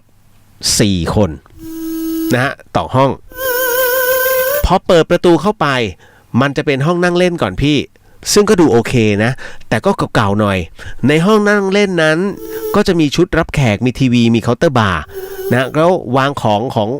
ประเภทพวกแก้วน้ำอยู่ถัดไปจะเป็นห้องนอนฮะซึ่งห้องนั่งเล่นกับห้องนอนนั้นจะกั้นด้วยผ้าม่านสีแดงเลือดหมูแล้วห้องนอนนั้นก็จะมีเตียงคู่อยู่2 เตียงกับตู้เสื้อผ้าพอพวกผมนั้นเข้าไปเก็บข้าวของกันอาบน้ำอะไรกันเสร็จเรียบร้อยก็มานั่งเล่นกันต่อฮะที่ห้องนั่งเล่นแล้วก็ดูทีวีกันในห้องนั่งเล่นนั่นเองทศเล่าต่อว่าคราวนี้ก็จะมีประตูนะประตูเลื่อนออกไปนั้นที่ระเบียงฮะออกไปที่ระเบียงได้ตอนนั้นสายตาผมเหลือบออกไปมองที่ระเบียงสังเกตเห็นว่ามันมีเงาอะไรไม่ทราบพี่ดำๆลอยผ่านไปหน้าระเบียงฮะเลยถามพวกเพื่อนๆเฮ้ยเห็นอะไรเปล่าทุกคนไม่ได้สนใจนะฮะทุกคนนั้นไม่ได้สนใจที่จะมองไปที่ระเบียงฮะแต่ก็เลยไม่มีใครเห็นและพอผมนั้นมองไปอีกทีฮะพี่เลียวผมเห็นผู้ชายคนหนึ่งยืนหันหลังสูบบุหรี่อยู่ที่ระเบียงฮะผู้ชายคนนี้ดูมีอายุมากผมตกใจก็เลยรีบวิ่งเข้าไปในห้องนอนเพื่อนๆเห็นผมวิ่งไปก็จะวิ่งตามเข้ามากันหมดผมก็เลยเล่าสิ่งที่ผมเห็นให้ฟังฮะสักพักหนึ่งก็ได้ยินเสียงทีวีเปลี่ยนช่องไปมาเพื่อนผมอีก3 คนก็เดินไปแง้มดูที่ริมผ้าม่านก็พบว่าผู้ชายคนนั้นหายไปแล้วนะฮะแต่หนักกว่านั้นคือผู้ชายคนนั้นมันนั่งหันหลังอยู่ตรงหน้าเคาน์เตอร์ในห้องฮะคราวนี้เพื่อนๆผมกระโดดขึ้นเตียงมานั่งเบียดผมกันหมดเลยเรามองเห็นหน้ากันไม่พูดอะไรมองตาแบบนั้นอยู่ประมาณราวๆ10 นาทีพี่จู่ๆตู้เสื้อผ้าก็สั่นกึกสั่นแรงมากสั่นเหมือนมีตัวอะไรอยู่ข้างในตู้ฮะพวกเพื่อนๆก็ใช้ให้ผมไปเปิดตู้ดูเพราะผมเป็นคนที่ตัวใหญ่ที่สุดในกลุ่มผมก็กลั้นใจที่จะเดินไปเปิดประตูตู้ฮะปรากฏว่าพอเปิดออกมากลับไม่มีอะไรอยู่ในตู้เลย คราวนี้พวกผมก็เลยรีบหยิบของแล้วก็วิ่งมาที่ลิฟต์ฮะเพื่อนผมนึกขึ้นได้ว่าลืมของไว้แต่ก็ไม่กล้ากลับไปฮะเลยทิ้งของไว้ก่อน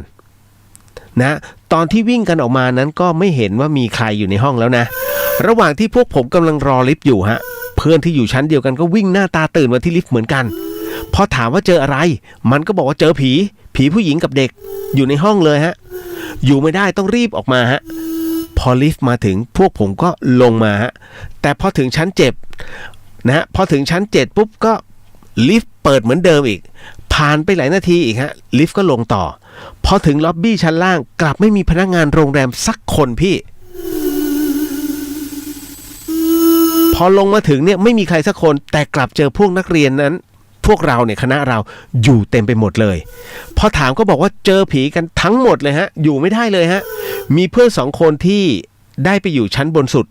เจอหนักสุดฮะคือ1ใน2คนนั้นเล่าเลยฮะเล่าว่าเจอผู้ชายหัวขาดยืนอยู่ที่ระเบียงเพื่อนคนที่เจอเนี่ยพูดไม่รู้เรื่องฮะได้แต่นั่งกอดเข่าอยู่ที่โซฟาแล้วก็ล็อบบี้ส่วนพวกอาจารย์4คนที่ไปพักอยู่ชั้น7ก็เดินมาจากประตูหนีไฟกันสรุปคืนนั้นทุกคนนอนรวมกันชั้นล่างที่ล็อบบี้อยู่กันอย่างทุลักทุเลครับพอเช้ามารถบัสก็มารับอาจารย์รีบบอกให้ขึ้นรถทันทีพอรถขับออกจากโรงแรมสิ่งที่พวกเราเห็นก็คือโรงแรมนี้ตอนกลางวันมันดูเก่าและดูรกร้างมากผิดกับตอนกลางคืนที่มาเลยครับสุดท้ายอาจารย์เล่าให้ฟังบนรถนะว่าเมื่อคืนถูกผีหลอกเหมือนกันใช่ไหมนะฮะทุกคนบอกใช่ครับเจอผีผู้หญิงต่างชาติในห้องเดินไปมาเหมือนเขาไม่เห็นเราก็เลยรีบหนีลงมาเหมือนกันแต่พอกดลิฟต์มันก็ผ่านชั้น7ไปเฉยๆทุกครั้งก็เลยต้องวิ่งลงบันไดมาสุดท้ายก็ยังไม่มีใครรู้ว่าโรงแรมแห่งนี้นั้นเมื่อก่อนเคยเกิดอะไรขึ้นถึงได้มีผีแล้วก็วิญญาณมากมายฮะเหตุการณ์นี้เกิดขึ้นที่มาเลเซียบอกแล้วมันต้องมีนะเอาละคุณผู้ฟังครับล้ำลากันสาธุสาธุสิ่งหนึ่งสิ่งใดที่ผิดพลาดพลั้งไปขออโหสิกรรมนะที่นี้ไม่ได้ตั้งใจหรือมีเจตนานะฮะก็ขอมอบอานิสงส์ผลบุญในค่ำคืนนี้ให้กับคุณผู้ฟังที่ฟัง FM 104.50 เมกะเฮิรตซ์ทั้งจังหวัดเชียงใหม่แล้วก็พัทลุงรวมไปถึงคุณผู้ฟังที่เกี่ยวเนื่องเกี่ยวข้องนะฮะทุกท่านที่เกี่ยวเนื่องเกี่ยวข้องในเรื่องราวหลอนๆทั้งหมดทั้งมวลที่ส่งมาให้รวมถึงคุณผู้ฟังที่ฟังทั้งช่อง YouTube นะทั้ง3ช่องนะฮะแล้วก็ Facebookพุทธิสิทธิ์รัตนสมบูรณ์นะฮะแล้วก็เดียวเดอะเฮียนด้วยก็ขอให้ได้รับอานิสงส์ผลบุญในค่ำคืนนี้ด้วยเช่นกันพบกันใหม่ในวันจันทร์หน้านะฮะก่อนที่ผมจะขึ้นดอยแล้วเจอกันสำหรับเดอะเฮียนฮะสำหรับค่ำคืนนี้ราตรีสวัสดิ์นะครับพี่น้องชาวเชียงใหม่ราตรีสวัสดิ์นะครับพี่น้องชาวพัทลุงแล้วเจอกันฮะวันพรุ่งนี้ฮะ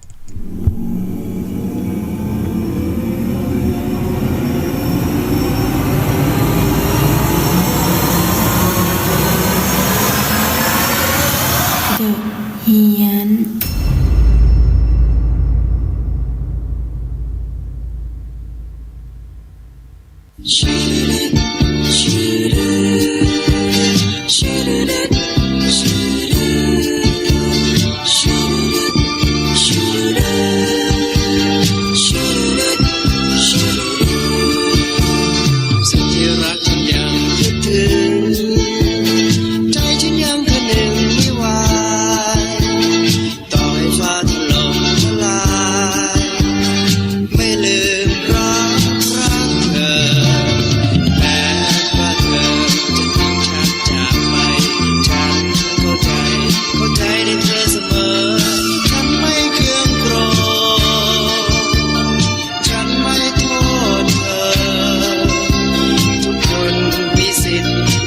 มีสิทธิ์ที่จะ